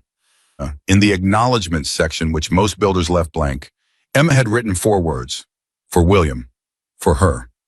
The judges asked about the restoration process afterward, the way judges do professionally, procedurally, making notes on clipboards. Emma answered every technical question completely and accurately and without embellishment, because the work was sufficient and she knew it. One judge, the oldest one, a man who had been in the vintage restoration community for 40 years and had seen everything there was to see, looked at the mirrors. He turned them slightly in his examination, looked at the angle, looked at the frame, looked back at the mirrors. "These are period correct," he said. "Yes," Emma said. "Original packaging." "Yes, sourced from Albuquerque." "The angle is very specific," he said. "Someone calibrated these precisely." "I did," Emma said. Against a reference, Emma looked at the motorcycle, at the mirrors, at the angle she had set from a photograph of her father at 26, standing beside this exact machine, squinting into exactly this kind of Arizona light. "Yes," she said, "against a reference." The judge looked at her for a moment. Then he nodded, made a note, and moved on. William Carter stood at the edge of the exhibition hall and watched his daughter talk to the judges, and he drank terrible show venue coffee from a paper cup. And he did not say anything to anyone for a long time. Carver found him there after 20 minutes. They stood together and watched Emma, who was now talking to 3 other builders. All men, all considerably older than her. All leaning toward her conversation in the particular posture of people who have found themselves unexpectedly engaged by someone they hadn't expected to take seriously. "There it is," Carver said. "Yeah," William said. "She's going to be all right," Carver said. William looked at his daughter. At Emma Carter, 23 years old, first place winner, daughter of a mechanic builder of the best machine in the room, standing with her oil-stained hands and her certainty, and her father's eyes, and her own particular way of being in the world that nobody had given her and nobody could take from her. "She was always going to be all right," William said. He was right, she was. Some things, the truest things, the things built from love and time, and the kind of stubbornness that knows the difference between pride and principle, cannot be threatened into surrender, cannot be bought broken, or taken by men who mistake silence for weakness and patience for defeat. Ryan Blackwell had looked at Carter Custom Cycles and seen an obstacle. He had not seen a legacy. He had not seen a father who had been quietly watching for 30 years with a locked box behind a painted panel and a signal in a drawer, and the unshakable knowledge of exactly what he had built. He had not seen a daughter who had grown up with her hands in engines and her father's eyes, and the bone-deep understanding that what you do next is the only part that still belongs to you.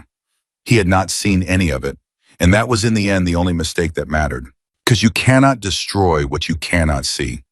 And what William Carter built in this shop, in this town, in this daughter, was never something a man like Ryan Blackwell was ever going to be able to see. It was too real for that, too deep, too much like the desert itself, quiet on the surface, patient beyond measure, and absolutely permanently, immovably there.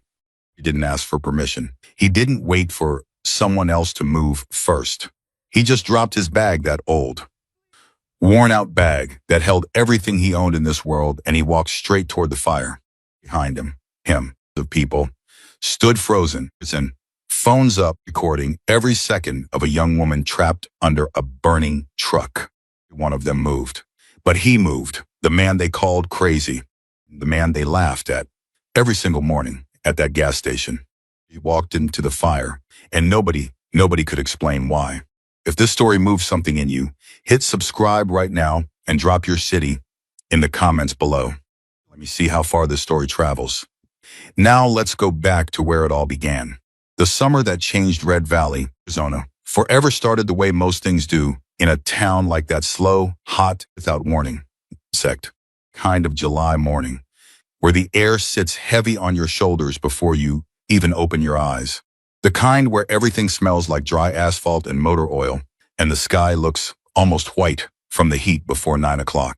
Most folks in Red Valley woke up thinking about the festival, the annual motorcycle gathering that brought thousands of riders pouring into their little stretch of highway every single year. The biggest thing that happened in Red Valley. The only big thing, really. And people had been counting down to it for months. Not Marcus. Hale woke up the same way he always did, on a folded piece of cardboard behind the gas station on Route 9, with the sound of 18-wheelers shaking the ground beneath him and the smell of exhaust already filling his lungs. He didn't have a countdown. He didn't have a calendar. He had a backpack, a coffee tin he used to collect change, a pair of hands that had engines capable of doing 160 miles an hour, hands that now spent most of their time stuffed in his jacket pockets so people wouldn't stare. He was 53 years old and looked 70. That's what hard living does, grief does, when you let it sit long enough without anywhere to put it. The men at the gas station had nicknames for him: the Ghost, Highway Harry. One of the younger guys, a kid named Denny who worked the morning shift, just called him that guy. As in, hey, you want me to run off that guy again?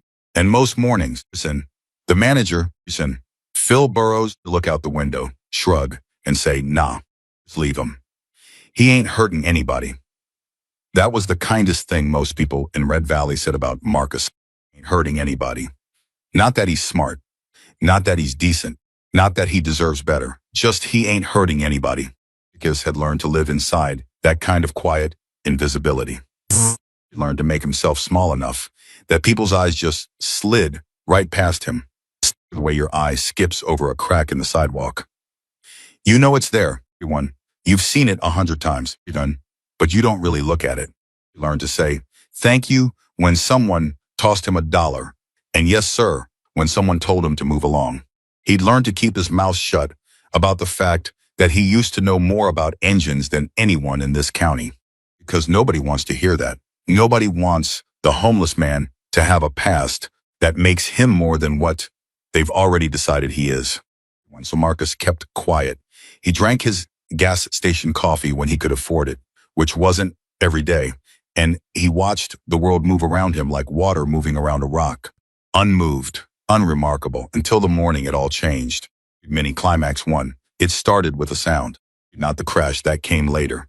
Before the crash, there was a sound Marcus noticed that nobody else did, because nobody else was paying attention the way Marcus always paid attention to machines. It was a brake squeal, high-pitched, inconsistent, and that stops and starts, in a way that tells you the pads aren't making full contact, that something in the caliper is sticking, or the rotor is warped, or the line has a soft spot that's giving way under pressure. It's heard it the way a doctor hears a cough and already knows something is wrong before they ask a single question. Was sitting on the curb outside the gas station, watching the stream of motorcycles rolling past toward the festival grounds, ends about a mile up the highway. It's of them, every style, every color, every brand. And the sound of engines filled the air like thunder that never quite arrived, and the whole town was alive with it in a way it almost never was. And in the middle of all of that, he heard that brake squeal. His eyes found her immediately. She was on a matte black Harley-Davidson, soft-tail clean lines, custom work, a kind of build that takes serious money and serious knowledge. The way someone rides who knows what they're doing, controlled, measured, leaning into turns with her whole body. She wore a leather jacket with a patch on the back that Marcus didn't recognize yet. Helmet, gloves, all the right gear. But the bike was wrong. Every time she slowed down, every time she squeezed that front brake, just could hear it, that inconsistency, that hitch in the sound. She was compensating for it. He could tell. By the way, her shoulder shifted slightly every time. The way she was putting a fraction more pressure on the rear to compensate. He knew something was off. She just didn't know how off. Stood up from the curb. He didn't know why he stood up. He had no reason to get involved. He had no standing to walk up to a woman on a motorcycle and tell her she had a brake problem. The man nobody saw, the man nobody listened to, stood up and he opened his mouth. Hey, miss. She didn't hear him. She didn't hear much. The noise was too much. Engines everywhere, music from the festival grounds already drifting down the highway, people talking and laughing and taking pictures. Stepped forward just one step and then stopped. It was right at that moment she pulled into a lane of traffic near the highway entrance, and Marcus lost sight of her behind a line of trucks and SUVs. He stood there for a second. Then he sat back down, tried to tell himself it wasn't his problem. Words about still. He lasted about 4 minutes. 4 minutes of staring at the space where as she disappeared, 4 minutes of that brake sound still playing in his head, minutes of his hands. Doing that thing they'd always done when he knew something mechanical was wrong. Flexing open and closed, open and closed. The way a surgeon's hands might move when someone on the table, money needs help. He picked up his backpack. He walked toward the highway. Not even walking fast, just moving. You move when some part of you has already made a decision and your brain is just catching up to it. Gas station clerk. Denny watched him go through the window. Is the old ghost going? He asked. Nobody in particular. Answered. Nobody cared. Mini Climax 2. Just reached the highway entrance and looked out over the crowd. It was massive. Thousands of motorcycles, thousands of people, the festival grounds spilling out from a flat open field that butted right up against the main road. Music, flags, flags. The Iron Wolves, that's what he could see now as he got closer, reading the patches on a cluster of bikes. Near the entrance, one of the biggest and most feared motorcycle clubs in the Southwest. About the name. Everybody in Arizona had heard the name. Didn't hear Iron Wolves without also hearing words like don't mess with and serious people. And I'm not getting involved in that. Just wasn't thinking about the club. Marcus wasn't thinking of the club. He was thinking about the brake line. He scanned the crowd for the matte black Softail, turning slowly, blocking the sun with one hand. The noise was enormous. Everyone around him was in their own world, talking, pointing cameras, trading stories about the road they'd ridden to get here. Everyone looked at Marcus. No one ever did. He almost missed her. She was off the bike now. He went, standing near the entrance gate to two men with Iron Wolves, patches, big men, the kind, who carry themselves like they've never once walked around anyone in their life. She was laughing about something. She seemed fine. The bike was parked at the edge of the road. Marcus walked toward it. He moved slowly, hands loose at his sides, everyone not trying to touch anything. Just looking. He crouched down beside the front wheel and looked at the brake caliper. He tilted his head. He looked at the line where it ran up toward the handlebar. Stomach dropped. The brake fluid reservoir, small, usually invisible, unless you're looking at a hairline crack running along its base, big enough to see from 5 feet away. Barely big enough to see now, up close, with 20 years of experience, telling him exactly what to look for. Big enough. More than big enough. Every time she hit that front brake, hard, a tiny amount of fluid was weeping out of that crack and evaporating in the heat before anyone could see it. Level dropping, slowly, steadily. One hard stop away from catastrophic failure. Stood up. He needed to tell her. He looked toward the gate. She was still there with those 2 men, and now a third had joined them. And all 4 of them were looking at something on one of their phones. Walked over. He got about 10 feet away when one of the big men, shaved head, arms like bridge cables, a scar running through his left eyebrow, turned and looked directly at him. His face said everything his mouth didn't need to say. Keep walking. Marcus stopped. He held up one hand. Palm. Not threatening, just present. "Excuse me," he said. "One. I need to talk to the woman with the black softail." The man with the scar didn't blink. "No, you don't. Front brake line has a friend." The man's voice dropped half an octave, which somehow made it quieter and louder at the same time. "To say this once. Walk away." Marcus looked past him, toward the young woman who had now turned and was watching this exchange with curious eyes. Marcus called out over the big man's shoulder. "Brake fluid reservoir has a crack. You ride hard today, you're going to lose your front brakes. Could happen on the highway. Could happen at speed. One, you need to look at it before you ride again." Silence. The young woman stared at him. Then she looked at her bike. She looked back at Marcus. "Danny," she said to the man with the scar. "Talk." Mini Climax 3, her name was Lily Carter. Marcus didn't know that yet. He only knew she was the one riding the softail, and she was the one who deserved to know the truth about her machine. To where he'd crouched by the bike and looked at what he was pointing at. He kept his hands to himself. He didn't touch anything, didn't reach for it, just showed her. He said, "You see that line? That's a fracture. See how it's slightly discolored along the base? The fluid's been weeping out in small amounts every time you put pressure on it. You might have 20 stops left, might have 2. Stared at the reservoir for a long moment. Then she said, very quietly, "How do you know that?" "I've been listening to your brakes for the last 20 minutes, Marcus said. "Because I've seen this exact thing happen on the track. It didn't stop when the driver needed it to. End of story." He looked up at him then. Really looked at him. Kind of look that takes in the worn jacket, the fraying backpack, the deep lines, in a face that's seen too much weather and too little comfort, but then goes past all of that and looks at the eyes. He held her gaze. "You know engines?" she asked. "I used to," he said.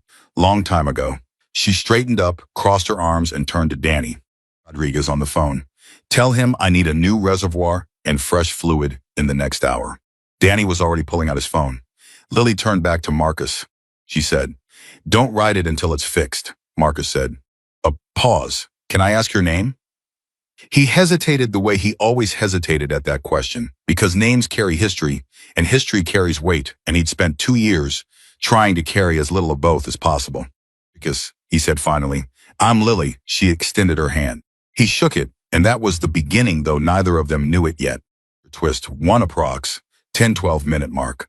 What happened next, Marcus didn't see coming, and neither did anyone else.